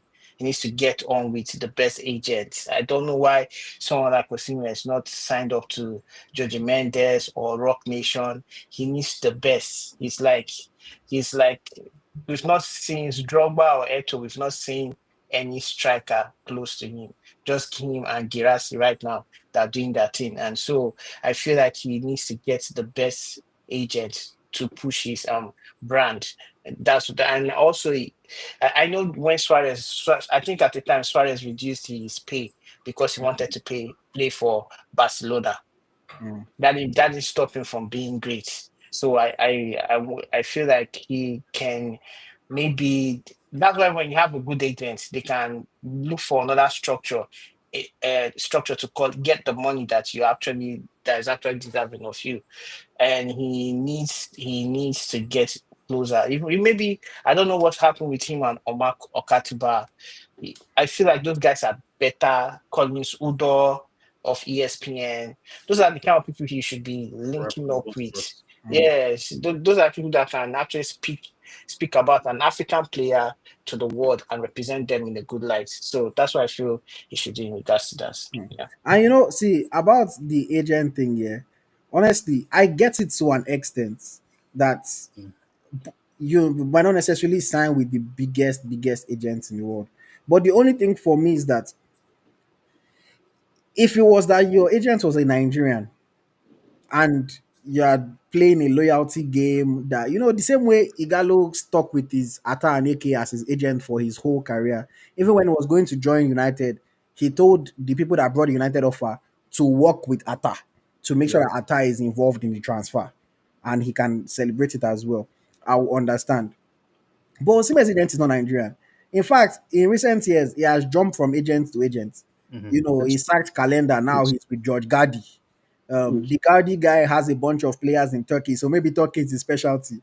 Because even Icardi, that's Osimhen's teammates, is signed to the same agent. Davison Sanchez, Mertens, are all signed. He's all signed to the same agent as them. So maybe he has that specialty in Italy and Turkey, Yeah. but he might not be as solid elsewhere. But even if that is the case, everybody knows that he holds a prized possession in Victor Osimhen. He can work his network and work and collaborate with some of the bigger agents. The only implication of that is that obviously the more hands that are involved, the more pieces in the pie. Mm, So you would have to split and share commission with other people. But yeah. at the end of the day, the agent is supposed to do what is best for their client. Hmm. And if what is best is to get Adnan involved, get Uche involved, and say, okay, you take out of the commission, we'll split it 30, 30, 30. Hmm. If that is what it takes to get the best, then that's what needs to be done. And at least you will make that money back in every other thing that is going to happen with Osimhen's career. I could see some of the top teams maybe waiting later into the window, but if Osimhen ends up outside of a top team in Spain or the Premier League, I'll be sad because he has a chance to like really cement himself as one of the greats of African football. He's already done so much, and it'll be a good look for Nigerian football if he goes to a top club and really performs like he has been at Napoli and Galatasaray. Um, and the last thing I was going to ask you about was the Club World Cup is coming up, and then the World Cup next summer. So, do you think you can make it? You'll make it to any of the games, and because in North America, I USA mean, and I'm like Canada, I'm I'm I'm believing that I'll be at the World Cup. I'm just waiting for yeah, Nigeria to qualify. because But the draw's in December, but the tickets gonna sell September. So, yeah. yeah, But for me, is I just look at it that even if Nigeria doesn't, so here's the thing: if Nigeria qualifies for the World Cup, then definitely, I'll be wherever Nigeria is at. If they yeah, are in America, I'm in America. If they are in Mexico, I'm in Mexico. If they're in Canada, but if Nigeria doesn't qualify, yeah, I'll probably only go for the games that are in Canada right, the closer one. because that's easy for me and I don't have to travel as much, But it really just depends. That's why I've been hoping that they deduct those points from South Africa. We get a good chance. We win our games. Is there an update on that? The deduct point introduction? There's no update yet, as far as I know. Okay. It's one of those things that everybody's like, yeah, it's for sure going to happen. We're waiting for the decision, but they are taking their sweet time to make an announcement. So for now, we have to proceed as if nothing has changed, nothing has happened. But I want to believe that before the next round of games in September, I want to believe that at least by then we would have heard But I an think Nigeria set the precedent against Algeria. Remember when we played Shehu when he was yeah, yeah, ineligible and they docked us points. So if they're consistent, they'll do the same for South Africa. yeah, I think so. Okay, let us wrap up for this evening. So, Mr. Adeotun, your final contribution, final thoughts. Well, my final conclusion is this. I will want for Osimhen, you know, to do the needful. But Uche mentioned Rock Nation. I wouldn't want him to go for Rock Nation because the father of Rock Nation is a musician and someone has interest in all these NBA and American sports. Even though quite, I think that one managing Samuel Chukwueze. Chukwueze Yeah. and Rhys James, I think Osimhen is way far higher than all the Arsenal ballers in Rock Nation. So Doesn't Rock Nation manage Vinny Jr.? related to Nigerians, I think Osimhen should find a way to work with George Mendes. Because to me now is number one. See, Uche, like I said, in as much as I agree with you that he should change his people around him, but see, we don't forget your humble beginning. Because there are people that were there for you from the time, just like I just said about Ataneke. Sometimes you want to pay loyalty to people that helped you when we're not there. But still, like what Igalo did, let your people work with those established people. Like you said, the guy that guy that today he will post big hands. Tomorrow you talk about Osimhen. No, that doesn't help your brand, bro. Tell these guys to go and work with good brand managers. That will even help him to they will stop posting all those now. Or he can have another channel to be doing that. So that is that and that. And I think AyoT, I was going to ask you, have you watched this guy, Chubuke Nwawu? I've not watched him. I only follow, check his ratings, and I think he's been doing fairly well. Maybe if he's the right person, we can also bring him in. At least in the last 5 years, he's been the only export from Nigeria to MPFL to a very respectable league that been playing well. Because you can't say Australian league is not good. It's still a bit better, and he's playing week in week out. I think people like that should be considered for Super Eagles invitation when we won't have any friendlies to play. I pray he move well. Anytime I've, after that, I've watched Nwaiwu. I think he's a good player, still very raw. Still needs to clean up his act a little bit in terms of knowing the right moment to step forward, knowing when to tackle, things. Most of the issues that players usually have when they just move from Nigeria, they're not really used to certain tactical setups. They still show inexperience in moments. So while I think he's doing well in Austria at the moment, I would I wouldn't beat my chest right now and say, oh, I think he's going to help in the Super Eagles. But I think he's definitely somebody that we should watch. We have a few options like Uchi had mentioned, Apoguma, I had mentioned for sure. sure. These are guys that are already playing in the top 5 leagues in the world. And they're Yes. not they're not superstar defenders, but they are good defenders. So those options would for sure come before an Nwaewu. But I Of also course. think that Nwaewu has, so far shown enough that if he keeps on impressing, maybe his opportunity. If Frederick can get called up, I think Nwaewu can get called up That's eventually. why I mentioned the name. That's why I mentioned Waiwu.